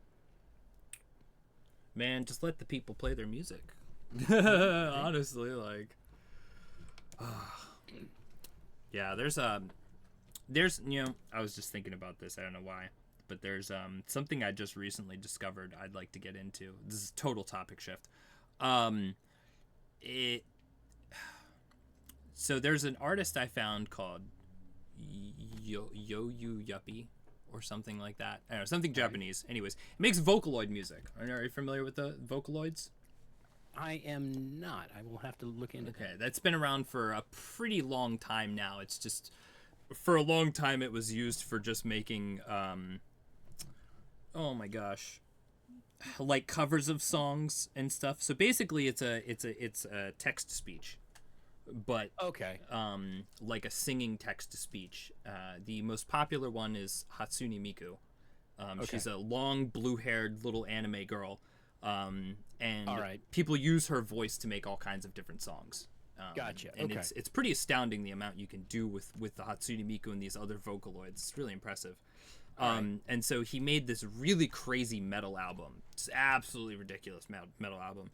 And as I was going through like the comments and reading the About Me, it was made during a sort of, you know what game jams are? No. Okay, so Game Jam is when it's like an event where a bunch of developers of games come together and then they crash out for like a week or 2 days and they make a game. They just jam out a game real quick. All right. Yeah, exactly. All right. It's like a jam session for music, you know what I mean? But instead it's for video games. But it's game developers. Got it. Yeah, and so there's things like that, but for music, where they just sit down, crash down, make an album real quick, I guess. It's pretty cool. I'd never heard of it. And so he made this, but it was only ever there and not released anywhere officially. It's not on Spotify, not on his YouTube channel. And so this person was able to get it and upload it to their YouTube channel. And I'm like, man, if you weren't there, buddy, we'd never be able to hear this, which is pretty crazy. But I'd like to try and find more about these like sort of album jam things. It's just pretty interesting. Cool. To like just throw some people together and just make an album real quick and then, you know, shove it out. Like that's neat. Well, I like that. There are a lot of music influencers on YouTube that they'll do collabs and stuff like that, where it's like, you know, we're gonna record an album in 8 hours. And, who was it? He did stuff like that. He did a lot of collabs with different stuff. Was it Rob Scallon? Yes. Yeah, love Rob Scallon. I love watching his stuff. I haven't seen it in forever, but I used to watch his stuff a lot. I just remember really liking his banjo covers. Oh man, they were great. He jammed out on that banjo. It was pretty crazy. Yeah, man, there's a lot of music YouTubers that I like watching. Let me see. One his name is Rhett Shull. I don't know if you're familiar with him or not. Rick Beato. I don't know if you've heard of him. He was actually a record producer for a while. He also was a music professor at Ohio State College in New York. But he was a producer for a while. He actually produced Shinedown. I don't know if you're familiar with them or not. Yeah, but, yeah. But yeah, he produced a couple of albums for them, and but he would do these segments called, what makes this song great, and he would sit there and of course, being a producer and part of the industry, he's able to access like the stems. And so he'll sit there and say, yeah, and if you listen really in the background, you can hear this little guitar part here and whatnot. He talks about, the music theory behind the song and how it all works, and the production stuff behind it and the performance side of everything. It's a really, really good deep dive as far as taking what we take for granted as far as a good song and breaking it down and laying it all out like piece by piece, sort of like a tech teardown video like you see on YouTube, where it's like, okay, here's the processor board and here's the microchips, and but with music. I mean, it's a really, really good series that he did for quite a while. There's a guy like that I just recently found, because he was doing he sort of does like live reactions to songs, but he's a guitar teacher. His name's Michael Palmisano. Okay. I saw it first because he was doing one to a Polyphia song that I really like. And right. he was describing how they sort of lean into, and I hadn't even thought about it until he was talking about it, is that they're like a metal band, but they use pop sounds and like function of how pop music is formed to do what they do, but it's like got this like really crazy metal influence, but it's also got these wacky chords that they use and like really playing like fast, crazy stuff. You know what I mean? He's just going on and breaking it all down, and I'm like, okay, this is really cool. I like it. So his stuff is cool. And then another guy, I don't watch too much music YouTube stuff like that. I just listen to music. But the other guy I liked for a while is called Key of Giebs. He's just this old guy who's a composer that lives in Hawaii. He surfs, he makes music, and he reacts to bands.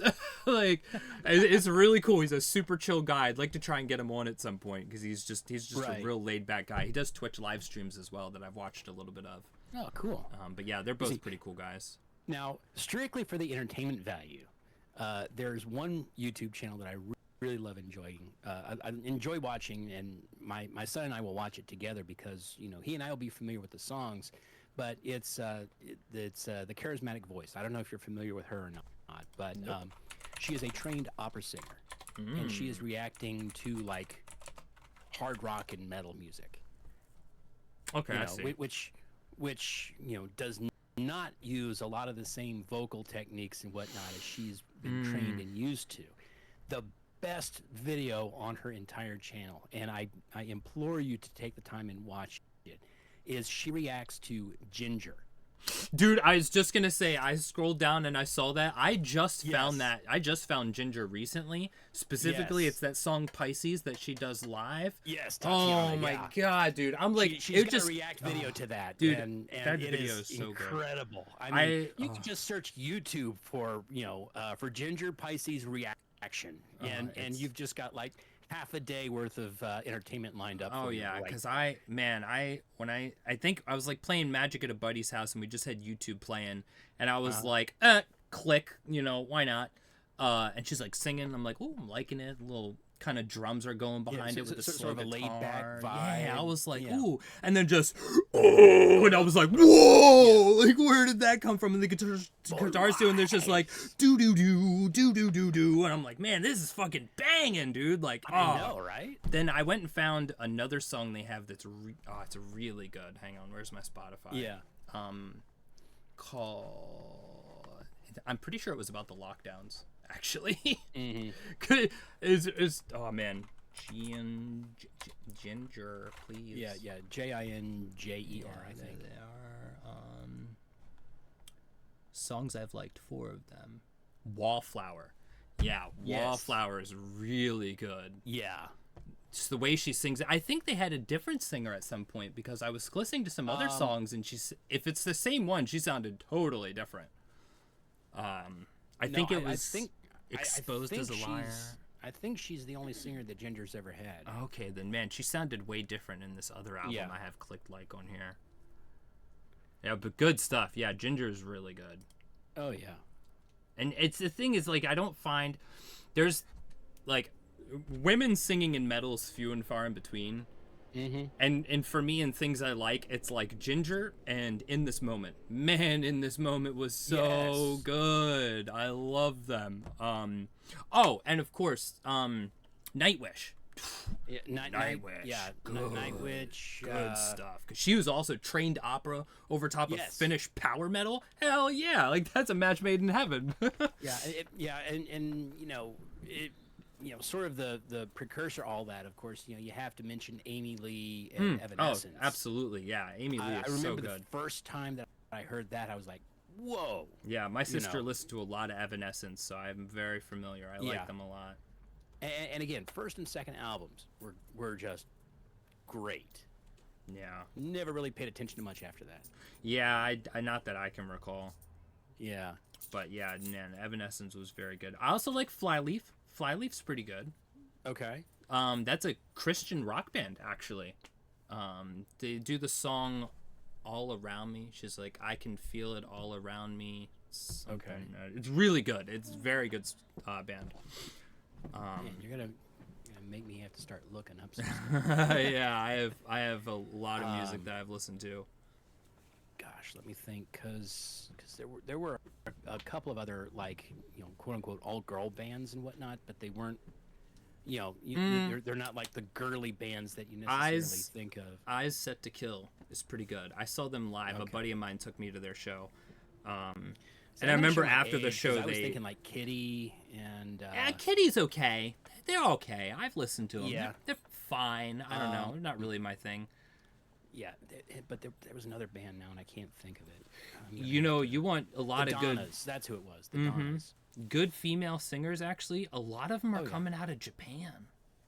Yes. It's crazy actually. A lot of that J metal. Oh yeah, dude. It's You know, there's like, one 'cause you've particular. got, like, Bandmade. You've got,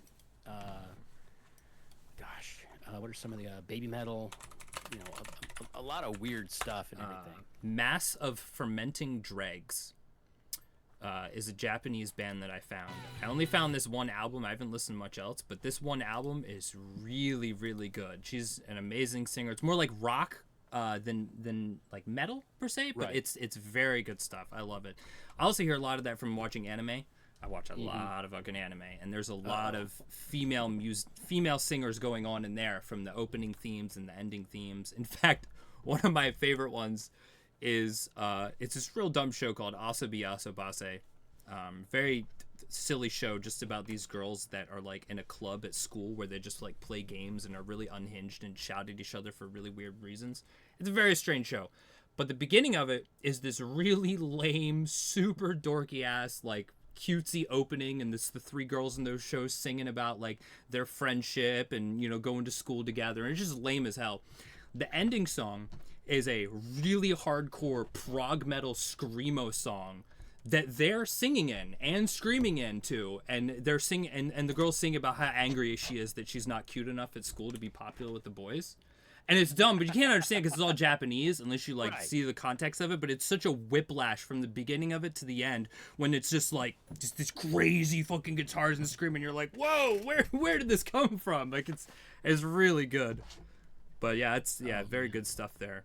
Yeah, Japan just has a lot of good fucking music, man. Their jazz is so good. Like, Oh yeah. what is it? Mint Jams. Specifically, the album Mint Jams. It's got a picture of mint jam, like a jar of it. That's a very, very good jazzy Japanese album. All the music from the Katamari games is phenomenal because it's all bossa nova, but done through a Japanese lens. So it's whack. It's really, really good though. They really influenced me into listening. I listen to a lot of bossa nova actually now. That's good stuff, man. Oh yeah. They knew what they were doing with that genre. I love bossa nova. It's so chill. It's just so relaxed. Yeah, it is. Like, I'm just like in my car, just grooving, and just hanging out. It's a good time. And see that's the thing, is that there's a lot of genres and whatnot that like our grandparents and our great grandparents listened to and everything that's starting to bubble up and resurface now. You know, because it is such a sharp contrast to what is in the mainstream right now. So you have a lot of people, it's like, you know, because everything right now sounds the same. It's like, oh, we've got an auto-tuned singer over an electronic beat. Oh, wow. What's next? Oh, we've got another singer with a auto-tuned voice over an electronic beat. You know, but then you roll back and everything, and you've got things like bossa nova. You know, swing music is starting to come around a little bit. You know, you've got a lot of big band themed. What was it, that band that made swing really big for a short time? They did Caravan Palace. They did a big electro swing boom for a little bit there, and we still kind of have that a little bit. But I don't know. I think electro swing really fell off for me because after like 3 songs, it's all the fucking same. I can listen to Caravan, Lone Palace, or Lone Digger, and that's it. That's all I need. I got the whole electro swing genre, unfortunately. Like, I mean, there was one song that kind of broke through into the mainstream by a group called Fastball. I don't know if you remember the song. It's called "The Way." Nope. But it was big mainstream kind of a thing. It sort of has that laid back kind of 50s sort of a sound to it, and it was a really cool song. I mean, it was worthy of being big for its time, but you know, need some more stuff like that. Yeah, you know what I need more of? I need more Mungo Jerry.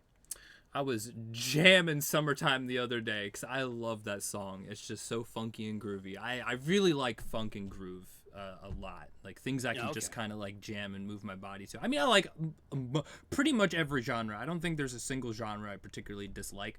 I think country's probably the lowest of the bar, but there are still country songs I like. You know, so I can't even say I dislike country as a whole. You know, there's some stuff in there. The same way when I first started getting into music and whatnot, I was like all hard rock, heavy metal, you know, kind of a thing. And, you know, I had some friends that were like into Rush and they were into Led Zeppelin. And I'm like, no, Metallica, Megadeth, you know, and all this sort of stuff. But, you know, as I've gotten older and, you know, my thoughts about what music is and can be have sort of expanded to the point where now I'm listening to a lot of these things that, you know, I sort of thought were fringe things around my friends at the time when I was in high school and whatnot. And I'm like going, yeah, there's definitely some stuff there. And you start seeing some new bands coming out. I mean, Greta Van Fleet, for instance, and everything. Okay. I mean, a lot of people say, oh, they're just a Led Zeppelin ripoff and whatnot. But they've got enough of their own sound, I think. I was going to say, I mean, yeah, you can tell that there's some influence there, but really just a good groove blues-based rock band.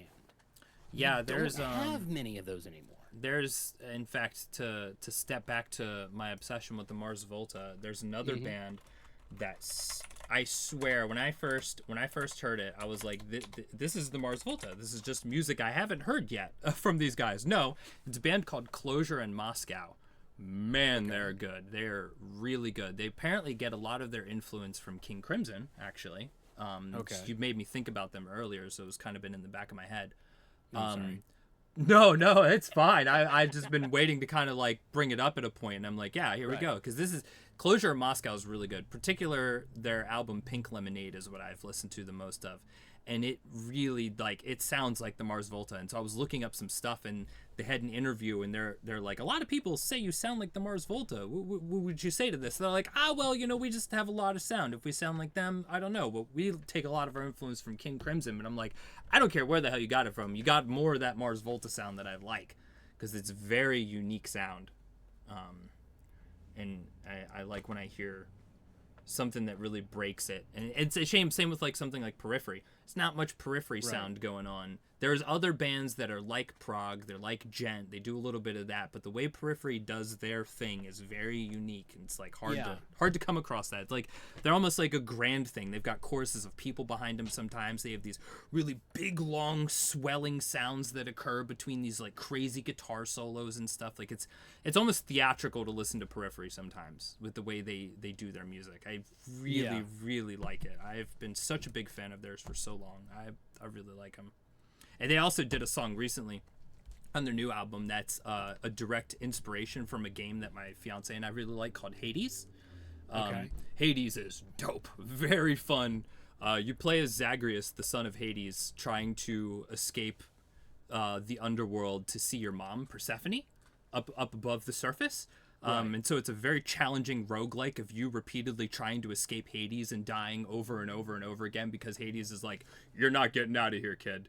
Fucking come back and work. And you're like, no, fuck you, Dad. I'm going to go see Mom. And it's really, really good and very challenging. I'm going to live with my mom. No, you're not. The court order says. Exactly. Jeez. But it's very challenging, like super duper difficult. And so when they released the song, the guy Misha, who's kind of like the main head of the band, he was like, yeah, guys, this album would have gotten out a bit earlier than expected, but I got to get that 32 heat on Hades, you know? And heat is this thing that occurs once you beat the game, you unlock heat, and there are 32 levels of heat, and each addition of heat makes the game more difficult and more restricting on you. Gotcha. My fiance got to, what heat? 16. 16 heat? And that shit's brutal. And this man's like, yeah, we gotta do 32 heat. You're insane. You're unhinged. Get the fuck out of here. Go back to making music, please. And it's great stuff too. Like, and they're all pretty nerdy too. If you go see some of their early like studio videos, they're singing a song called Scarlet, and he just like changed the lyrics to be like a dumb Skyrim reference about an arrow to the knee. Like they're just silly nerdy guys. They actually to that they do a little bit of video game inspiration in their music too. Pretty electronic stuff goes on, and one of their new songs has this great part, and it reminds me of this meme I saw one time where it's like an old lay funny meme from back in the day, back before we had Wojaks, and he's like listening to it, and it's like when you're listening to the heavy metal song, everything's going crazy and it stops and you just hear the cymbal go ting. Yeah. You know, I love it when they just pause everything really hard. So in the song, when you get that break, in Periphery they have this break where everything's like crazy, then it stops and you hear this little electronic like chiptune down blip sound. It's like and it's like, oh man, it's so good. I love little things like that. They're so awesome. Oh yeah, I mean probably like the best mainstream drop though has got to be oh gosh, what is it? Korn. Dude, Korn just drops real good. Korn's just good. Oh yeah. Man, I was just saying this. I think it was to my fiance that Freak on a Leash. That's what I was thinking of. Dude. That drop right there. Freak on a Leash is so good. But their drumming. Does he? Okay, so I'm pretty sure. But does he drum like on the side of the drum to get that sound? Because when like Korn drumming is unique, you know, and it's got the extra clack to it. It's very particular in that, and I don't know if he's hitting the side of the drum at the same time, like the rim and the drum bass at the same time. Those are called rim shots. Okay, because that's like basically you're hitting the head and the rim at the same time. Yeah, because that's like very particularly a Korn sound that they do a lot. It's not a unique sound, but for them, all their drumming's like that. And I think it's really cool. But yeah, I mean, just Silvera, he was just a monster drummer though. You know, the original drummer for Korn before he left. I mean, he was. I mean, there was a lot of energy, a lot of fury behind his drumming, really. Yeah. It's very hard. I mean, like yes. Very hard drums, you know what I mean? That's like the first thing you hear when like Freak on the Leash kicks in too, is like the fucking that just I gotta hear that again now. I love that song. Yeah. Or no, wait, no, I'm Freak on a Leash. Falling Away From Me is another really big one. Mm-hmm. Just Korn's just really good. I definitely want to get those tickets and go see them live. I was gonna say, I remember the first time that I ever heard Korn.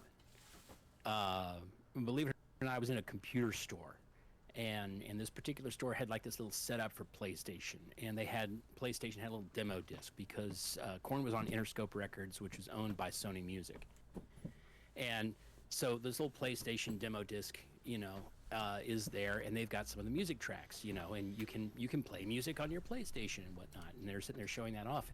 And I remember it's like listening to some of the really cheesy songs and whatnot that they had put on this demo disc. But then I saw Blind and Korn. I was like, okay, and so I started listening to it, and it just starts off with that cymbal, and then that weird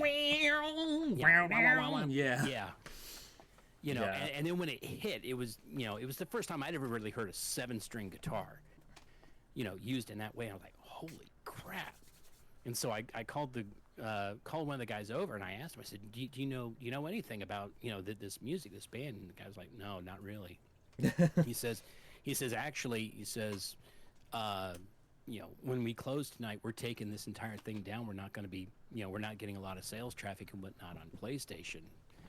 He says, you want that disc? I was like, yes. Hell yeah, that's awesome. So he ended up giving. So yeah, that was my introduction to Korn was in a consumer electronics store. Yeah, you hear music in odd places. I used to back when Absolutely. My sister and my mom would shop at American Eagle a lot. They had a big TV in the back where they always just play music videos all the time. Yeah. And I'd be in there hearing just whatever normie bullshit, don't give a fuck. And then one time this real odd song came on, and I was like hooked. The music video was really strange. It's this band called Hot Chip. Very odd, like early electronic British band. Very strange, but the music video had me glued. And like they've got these weird drums, these odd keyboards, and the guy sounds like a wispy little fairy dude. I'm like, what is this? Like, this is kind of funky. I like it, dude. It's real strange. And then luckily they have everything right up there to show you what is it, on the corner and everything. Yeah. So I went home and went on YouTube and started looking up Hot Chip, and I've been listening to them.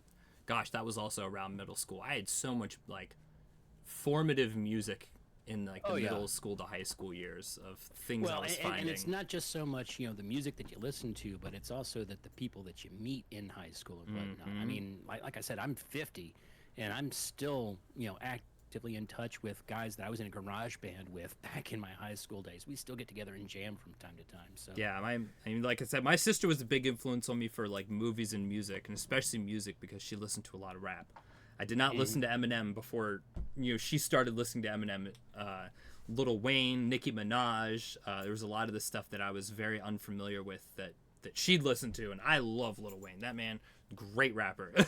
I'm pretty particular when it comes to rap too. That's a whole nother thing in itself. I'm very picky when it comes to rap because I find a lot of it to be extremely similar, in subject matter, shall we say. So a lot of it just isn't really that interesting to me, while some of the beats and stuff can be really good too, though. There's rap music like can't connect to, cannot relate to being a dude like that. However, damn, that beat's fucking fire. Damn, the flow is really good. So but then when I'm listening to somebody like Lil Wayne and he's just dropping these semicolon raps is what I call them.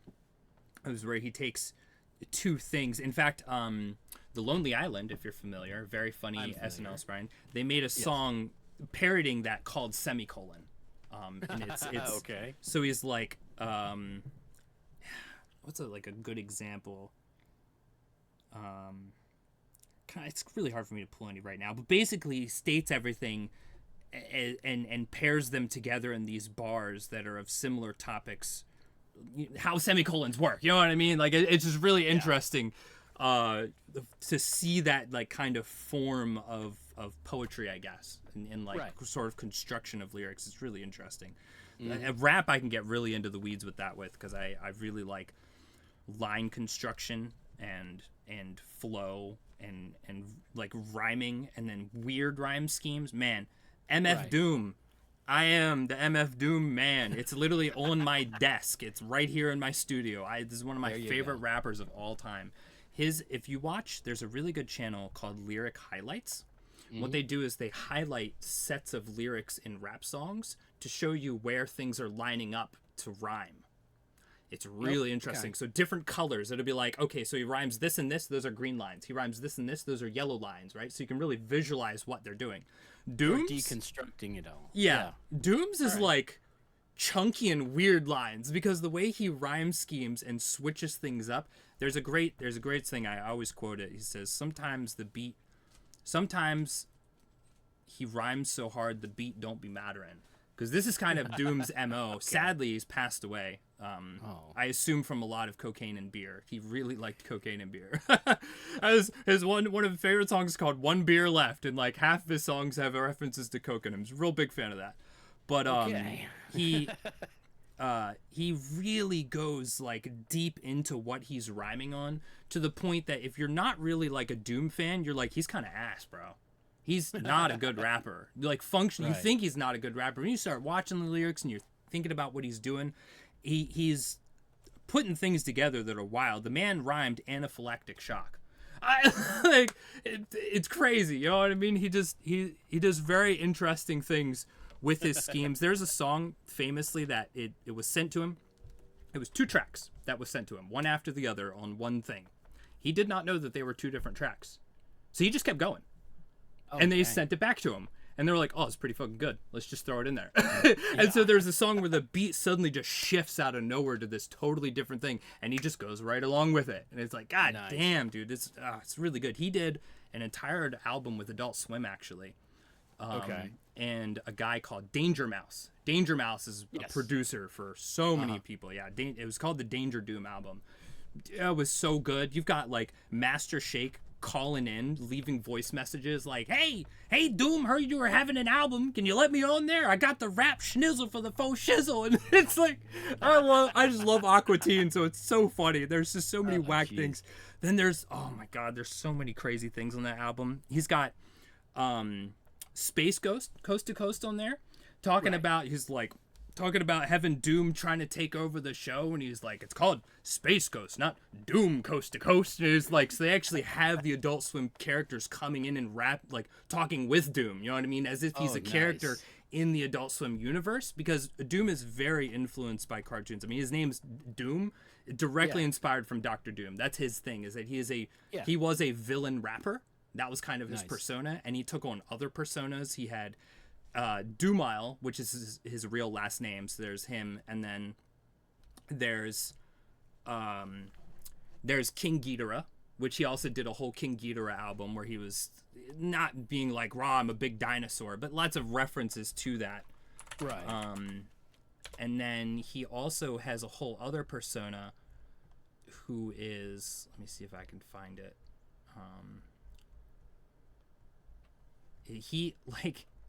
Victor Vaughn, that's who it is. So Victor Vaughn is like the well-mannered version of himself, and he even has himself rapping an album as Victor Vaughn, and then has himself feature as MF Doom stealing Victor Vaughn's girl. Like the levels of like things he goes into on it. Like when he would do his concerts, he wouldn't even show up to half of his concerts because he was very private. But he also took it in the line of having Doom bots, so he'd have people come on stage and like rap sync as a Doom bot version of him for people. You know, It's really interesting. He had such an interesting persona about him, and a lot of his music also has like these sound audio bites from old cartoons like Fantastic Four and stuff, and old almost music. sounds like a modern take on avant-garde kind of a performance. Yeah, it's really interesting, and it's. Every time I listen to his music, I'm thrown back to watching cartoons as like a little kid. Every single time, because it's a lot of his influence on there. But yeah, just MF Doom is such an amazing guy. He also has an album that I'd consider one of the best, which is called Food, which is an anagram of MF Doom. And it's a whole food-themed album. The whole thing, everything is food-themed, to the point there's this intermission where it's this interview of this British lady talking about edible wrappers for food. But then she's talking about you could take this rap and do things like mix up the rap and turn it into a new rap. And just like, the layers of that to being rappers and food related. And I could just go on and on about it. It's so cool. Like, yeah, it's such a shame he passed away, because he really did a lot of cool stuff. The first time I heard him, I didn't even know who it was. He was in a Gorillaz song. Because Gorillaz, probably my favorite band of all time. I've been listening to the Gorillaz forever. And he did a song called November Has Come on the album Demon Days. Okay. It's a very good song. And he's on that. And I'd always liked that song. And it wasn't until years later that a buddy of mine... You connected the dots there. Yeah, he's like playing this. I'm like, wait, I know this guy. He was on Gorillaz. And he's like, yeah, it's MF Doom. And I'm like, who the fuck is this? Oh, like my new favorite rapper. Who knew? Like, his stuff is really good. I like Doom a lot. Yeah, there's some pretty good rap out there. I used to for a while I really liked actually the epic rap battles of history. That was good stuff. While it was gimmicky rap, it was still, they're really talented guys. They had real rappers coming in on it, like Watsky, phenomenal rapper. My goodness, Watsky drops super fast, super clear and concise bars. Like he's very well spoken while also rapping like a mile a minute.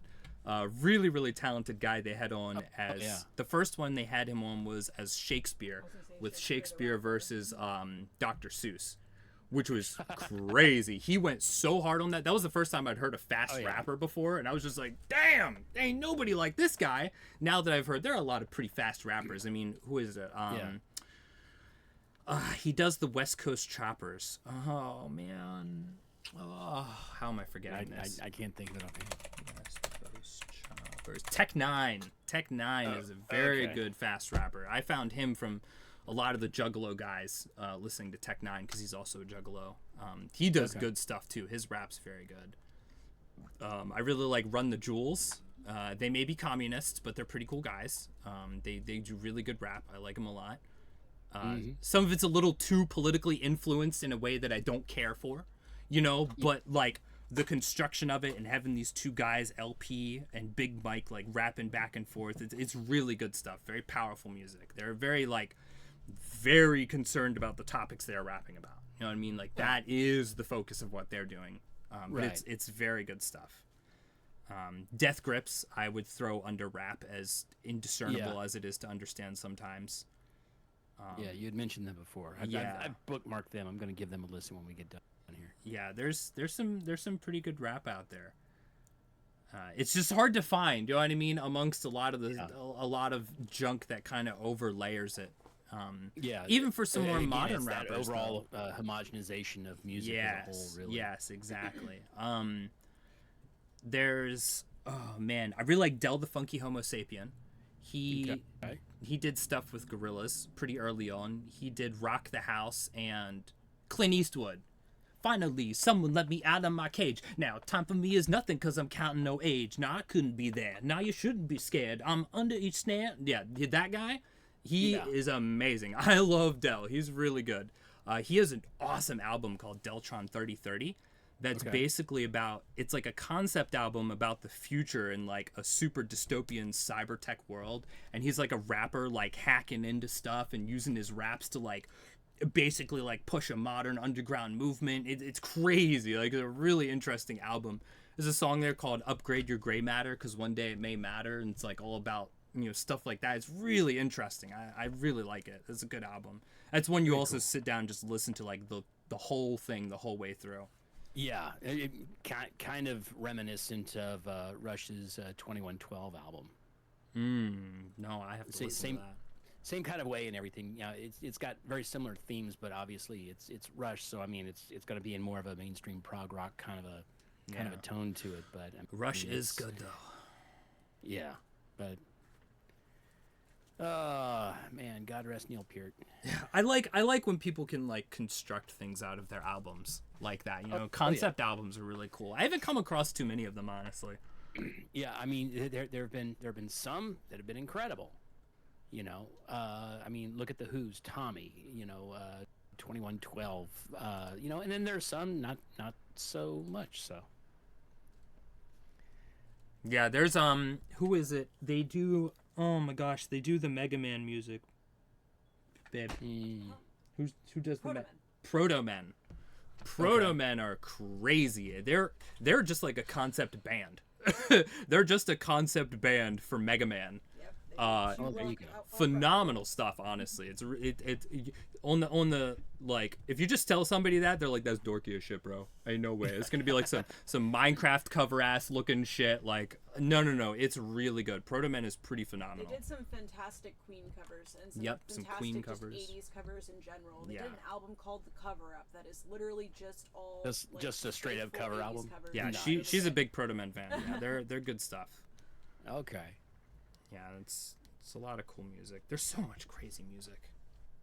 And see, here's the thing though, is that, you know, a lot of people will sit there and you know talk all sorts of shit about games and such, but really, you know, there's so much open room for people to sort of follow up behind a game that's been released and then sort of build up all of this lore behind it and everything that suddenly makes the game a lot more, engaging and whatnot after somebody's come behind and said, well, the reason for this is because this and that, and it's because of this overreach and whatever. And I was just talking about how I love deep diving into like video game music too. Oh my goodness.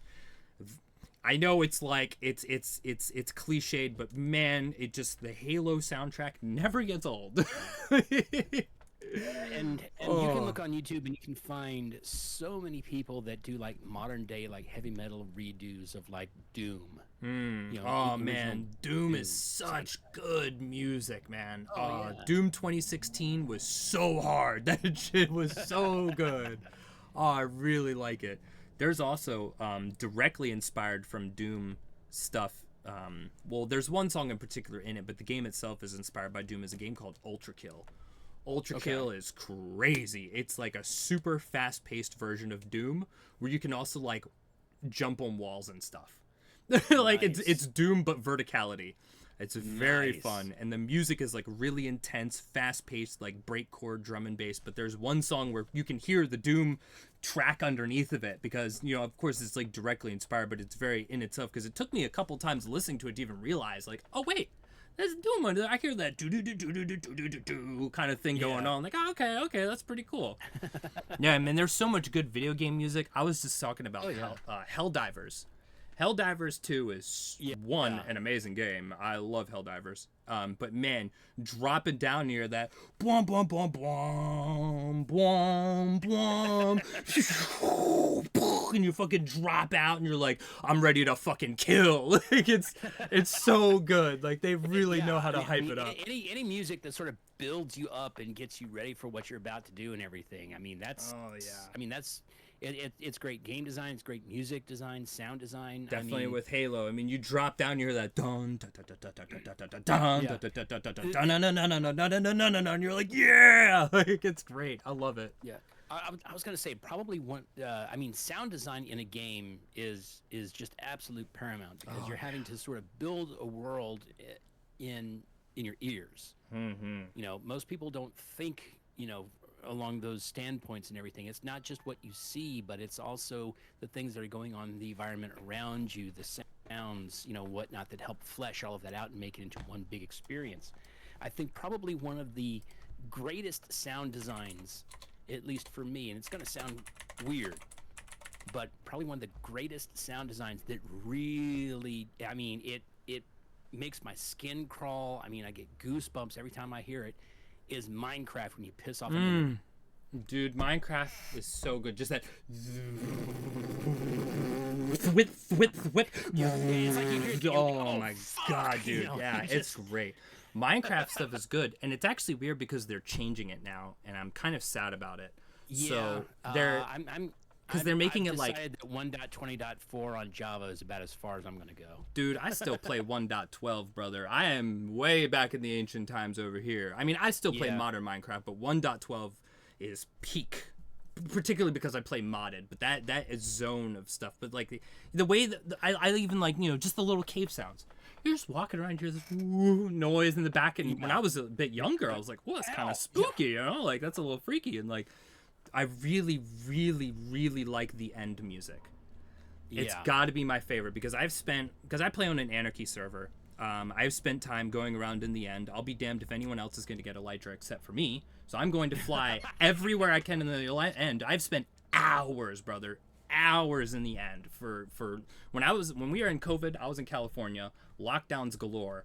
I had all the time in the world, so I just played all the fucking time on the server. And man, you hear the distorted blips, and then suddenly lightly in the background you hear the overworld music, but it's like a little bit warped and weird, and you're like, is it like a reflection of it? Like then I start thinking about how they built the world, you know what I mean? You're in the end and there is no music there, it's just slightly distorted versions of like a far off distant overworld that's sort of like echoing into the end, it's like wow. And I don't know if that's how they did it, but that's how I perceive it. And it just makes it so, like, kind of profound. You know what I mean? I love the end. The end is probably my favorite place in Minecraft.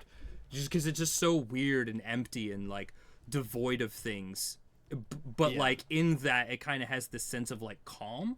Like my next bass, I'm probably gonna go live in the end for a while. You know what I mean? Just because it's so quiet, it's so chill. There's just nothing happening there. It's just the occasional sound. Maybe you piss off an Enderman, he starts screaming at you a little bit, like the weird occasional, like as you hear the sound of the shulkers just blipping and spitting at each other and stuff. Like it's just, it's such a weird environment. I love it so much.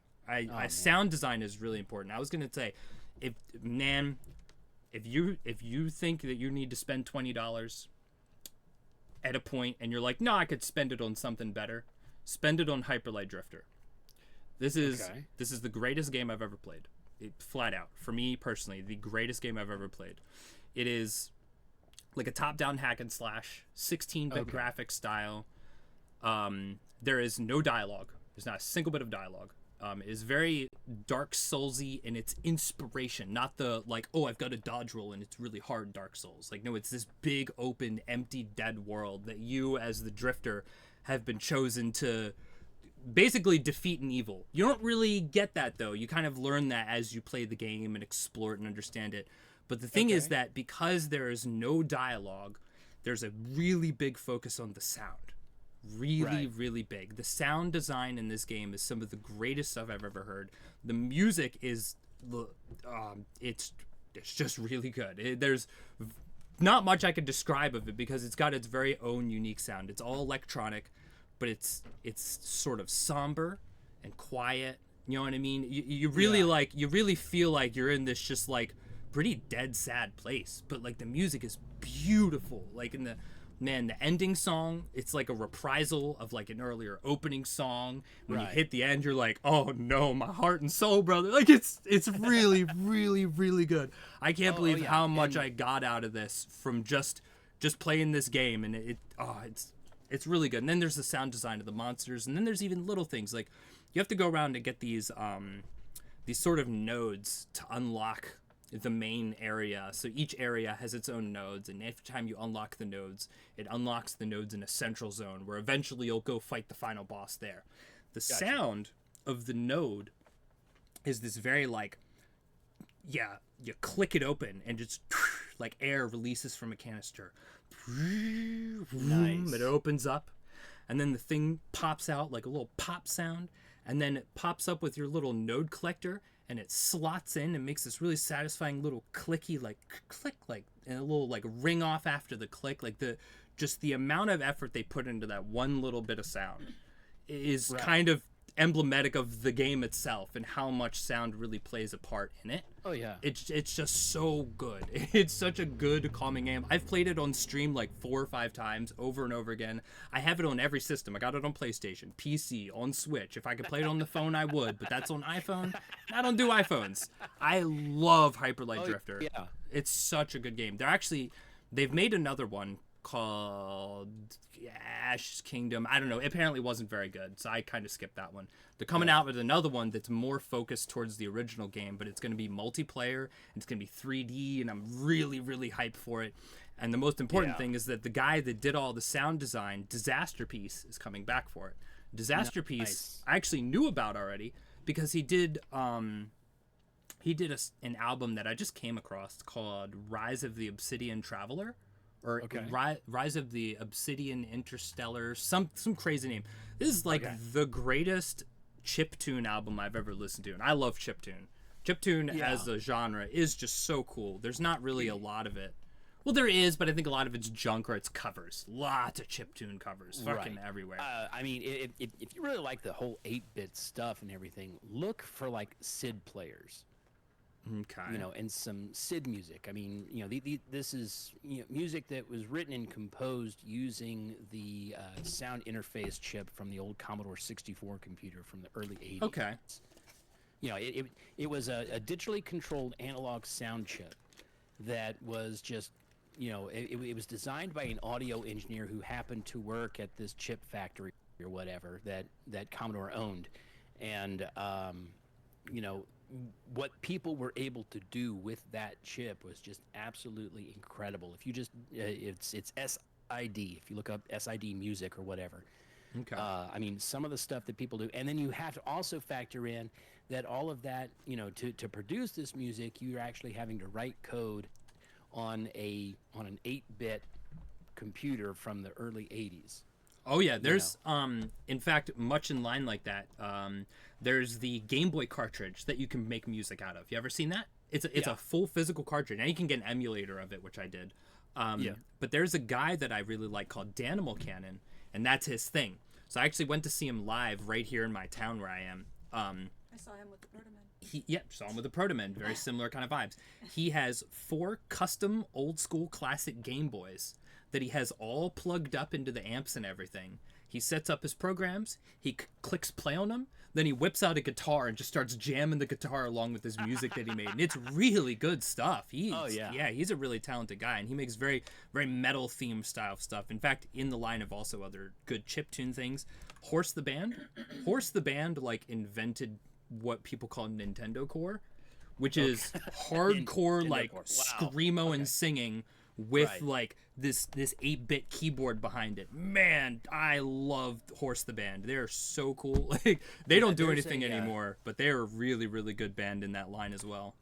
Yeah, I was gonna say there's in some of the studio software that I have, I've got a drum setup, and one of the optional modules that you can get for it, it has a bunch of various samples from Atari 2600 era, blips and bops and all sorts of stuff. So I mean, you could sit there and you could like incorporate all kinds of sounds like that into your tracks and whatnot when you're recording. So yeah, I mean, there's a really strong push now going back towards the early digital and analog synthesizers and stuff in modern music these days, and I love hearing that because there's just something about a good Oberheim synthesizer. It just has this raw warmth to it that just when it hits, there's just there's not anything else like it. You listen to the initial hit on Rush's Tom Sawyer, or you listen to the keyboard tones of Van Halen Jump. I mean, it's just that warm analog sound. Oh yeah, man, that is a good time. The 80s were a really good time for keyboards. Yeah. Well, again, it was the newest toy. Because prior to that, you had electronic pianos, you had Wurlitzers, you'd plug those up to a Leslie spinning speaker cabinet. It was all about chasing the next new sound. It's like, okay, well, this is something completely beyond the scope of what we've ever heard before. How can we take this noise and make it musical? Yeah, in the line of like crazy piano stuff, talk boxes. Yes. Talk boxes are crazy. I've always wanted to get one of those. There's a band I really like called Chromeo. Familiar? Okay.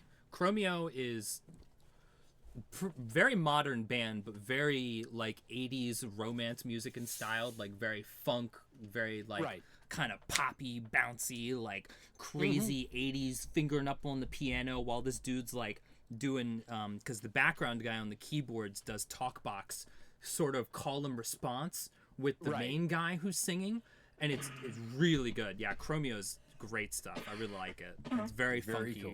very 80s inspired, and the first place I'd ever seen the talkbox besides like Daft Punk, because it's not really used too much. If you look at some of the old stuff of Peter Frampton, I know that name. Why do I know that name? I'm gonna feel real silly when I look it up. Yeah, I mean, he's classic late 70s, mid to late 70s British guitarist, I think. I don't feel silly because I really don't know who this is. Actually, well, check him out. I mean, you'll probably hear some of the songs, and they're still staples on classic rock stations these days. But I mean, I'm surprised I haven't, considering he's worked with like The Who, David Bowie, Ringo, Pearl Jam. Oh, yeah. Like, it's a lot of big names. Yeah, I mean, he's very prolific, but I mean, he had an album deal for a while, and some of his studio stuff, it just wasn't resonating, and so they decided, sort of as a last-ditch effort, because I mean his shows were really great. They recorded a live album. It was Peter Frampton Comes Alive. I forget what year it was put out, but that that album just went through the roof and really put him on the map from there. But yeah, check out Peter Frampton when you get the chance. You know who really threw me off? And I'd only heard one song of his, and then I was chilling at my buddy's house where we play Magic every weekend, and he had this on, and I was there's this song, and it's like so like odd, kind of like dark toned and somber, and I'm like, who is this, man? This is just really different. And he's like, dude, what do you mean? It's Gary Newman. And I was like, yeah, the Here in My Car guy? Here in my car, I feel safest of all. And then he's got this just like really, I can't even like bring it to mind to sing it, but like it was really just different, really like dark wave style. I'm like, whoa, I gotta go back and listen to more of this. Actually, I had no idea. Say, I mean, you got him. You've got if you ever check out Herbie Hancock. Okay, I know that name. Yeah, a lot of the early funk keyboardist players and whatnot. Oh gosh, who else? Some early Steve Winwood is some interesting stuff to listen to as well. I mean, yeah, there's. What I really like though is when you have modern bands that are now doing covers of older music. Mm-hmm. I have one I was sort of going on about a little bit, kind of to tie back to the Vocaloid thing. There's this guy I found sort of semi-recently called Astrophysics, and he just does Vocaloid covers of stuff. He does a Hatsune Miku cover of Hurt from Nine Inch Nails. It is interesting, haunting, because she sounds like, unlike every other Hatsune Miku, she sounds like she's very like, it's a very electronic sound that she has normally, because she sounds broken. Kind of, yeah. But in this one, she sounds like they've got like a breathing sound behind it, and she's sort of like whispery singing the song, and it's very like somber in of course, because it's Hurt. It's a fucking painful song, you know what I mean? Oh, yeah. And to me, when I listen to it, I'm like, this is so cool, because we've got the original version, you know, done by Nine Inch Nails, Trent Reznor. Then we have the Johnny Cash version. So we've got this old guy covering this guy, sort of the middle era of music. Then we've got this guy Astrophysics from the other end, the newer era of music, also covering this song. So it sort of feels like this holy trinity of, you've got the past, the beginning, and the present versions of this song. And they're all really good. Like, they all translate pretty amazingly. It's just really cool to see. And something else that I like to sort of really screw with my friends' heads is I'll tell them, I say, you know, any song can be made infinitely better when you make it into a metal song. And they're like, what are you talking about? I said, look up Frog Leap Studios on YouTube. I forget the guy's name. The guy's name is Leo. He's in Norway, I think, is where he's based out of. But he does hardcore heavy metal remakes, cover versions of pop music. Okay. So like he really broke through when he did this heavy metal version of Lady Gaga's Paparazzi, and he did the Feel Good Inc. cover. Face. I know that one. With the rabbit playing Feel Good Inc. in the mall. Yes. Yeah. Okay. Yep. Yes, I know who this guy is. Yeah. He did a cover of Gangnam Style, which I was like, you know what? I can listen to this song now. Yeah. In fact, this guy with the beanie in the background of this one, that's not Rob, is it?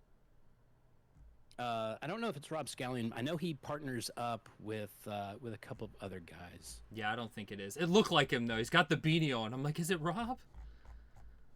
Yeah, but yeah, that's cool. Let me see. They did a really great cover of Toto's Africa.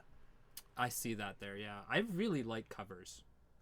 Yeah, and that's basically all he does. Is like once a week he puts out a new thing. I mean, he's probably got like 150, 200 covers that he's done at this point. I mean, I've been watching this guy for years now. And it's funny because I'll sit there and I'll listen to it and I'll be like, I know the original song, and you know, at the same time, you know, I mean, you can tell he's a serious player, but you can also tell that he's just absolutely having a blast doing it. Oh yeah, there's a great example of that, of Guar covering Carry On My Wayward Son.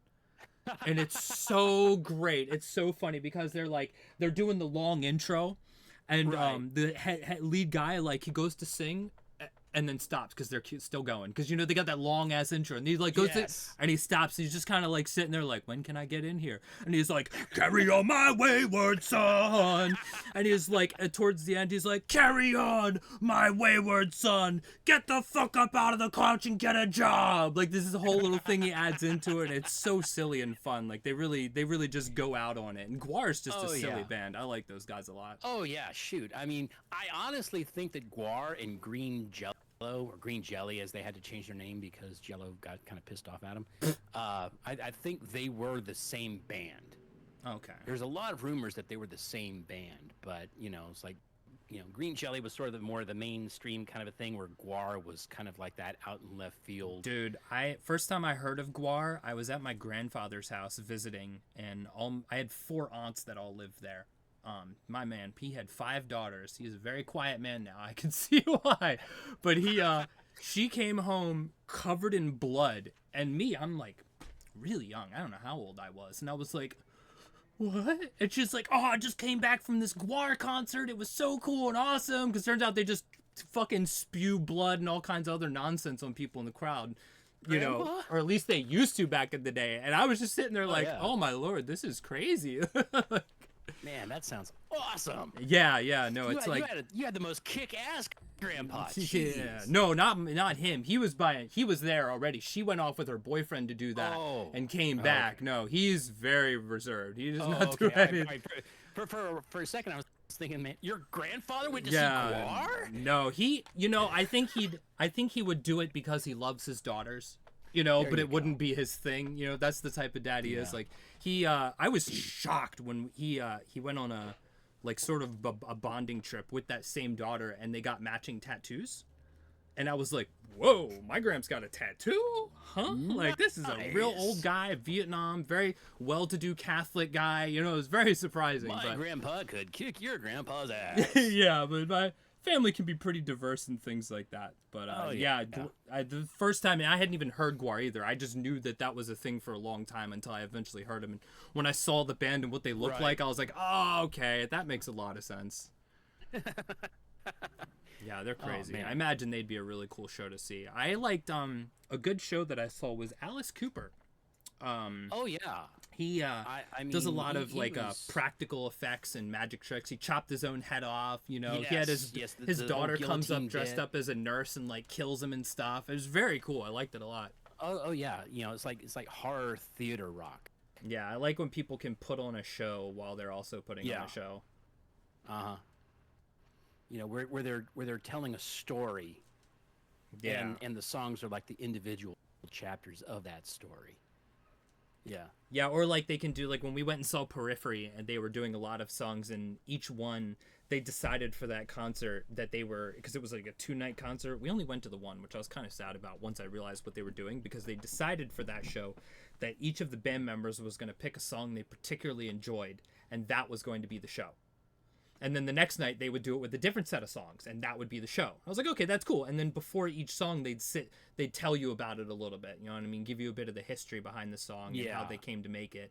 And then they would get into it and do the song. VH1 storytellers. Yeah, it was really cool.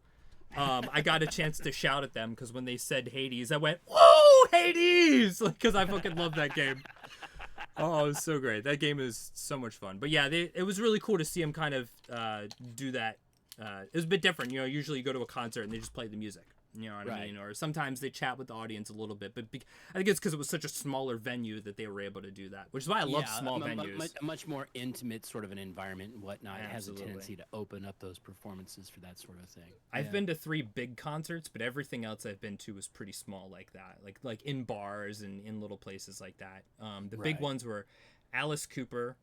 Way back in the day, Stained, 3 Days Grace, and Blackstone Cherry were touring together, and I saw them. Nice. I actually know a number of people in my town who also went to that same show when they were little kids. So I've got a couple of people here that know that. It's like, hey, I got that shirt too. Yeah, exactly. Number 4. Yeah. And then my sister wanted to see Selena Gomez, so we went and saw her. And I was like, well, Wizards of Waverly Place is funny, and I thought she was pretty cute, so I was like, I'll go see it. That was pretty good. It was not bad. She did a cover of Love's Battlefield from Pat Benatar. Nice. She was like, this is for all you moms and dads and aunts and uncles out there, and then went out, and me and my sister were like, yeah, dude, we love this song. So that was a good one. And then when we saw Periphery the first time, it was basically like a festival for another band. I don't remember. Dance Gavin Dance? Yeah. They're okay. That's fine. Not really my thing. More of like emo girl music. It's like absolutely. It looked like early 2000s at the mall. That when I went there, and just literally goth girls everywhere. It was ridiculous. Swan Fest is what it's called. It's like imagine a 1980s Tiffany concert and whatnot, but everybody went to Hot Topic. Exactly, yeah. And so it was a bunch of these bands, and then Periphery came on. Right. That was cool because it was just a big open festival. We just sat down in the grass and listened to it. That was really cool. I'd like to do more stuff like that. I really like the idea of like a music festival. I've never done one of those before. But then, yeah, everything else I've seen has been... There's a bar that used to be around here. They've closed down since I moved to California and came back. But they used to do a lot of small venues that I went and saw, where I saw I Set to Kill, Danimal Cannon, a couple other pretty interesting bands. And then a lot of like... Because I'm an East Coast guy. Oh, that's cool. So a lot of it's in like Maryland and Jersey and stuff. Philadelphia oftentimes for different concerts like that. Baltimore's pretty poppin' for it. DC's the worst. DC is the worst place I've ever been to because it's not really DC. It's the driving, it's the parking, it's the very complicated roads. DC has roads that don't even make sense. Like there was a point where we were there for my fiance's birthday one time, and we all went to the DC Zoo. And we're trying to get out. We took, I think, an hour and a half trying to escape DC because like, people are driving no wonder crazy. That Kurt Russell movie was so damn long. There was like roads it'd be a two-way, but then it would split off into a Y shape in front of you, and there'd be like multiple of these like Y-shaped splits, and I'm like, what is this? And then at some point, we're stopped at what we thought was a light, and we thought there were cars next to us, but they were all parked. And it was this teeny tiny little road, and I was like, "What is this place, dude? This is whack." That's because the civic designers of DC designed that city before there were cars. So I mean, like all of the existing roadways and whatnot that were there and everything were not designed for vehicle traffic. Yeah, absolutely. It's crazy in there. Well, hey, I just looked at the time. I hate to cut it short because I'm having a really good time here, but I gotta take my girl to work and get myself to work. I'm so enamored in the conversation. We'll have to do this again. Absolutely, I really had a great time. Thank you so much for having. Yeah, dude, definitely, man. I'm always around. We can always do more of these because I like this more than playing video games on stream. It's a bit more fun for me. A lot more engaging. Yeah, exactly. Yeah. All right, sir. Well, again, thank you so much, and huge shout out to you. I really love the format that you've got going on, and really hope that you're able to expand on this, make it into something big. I'm liking it. Thank you very much. I hope you'll come back again. Farewell. Just let me know whenever. I'm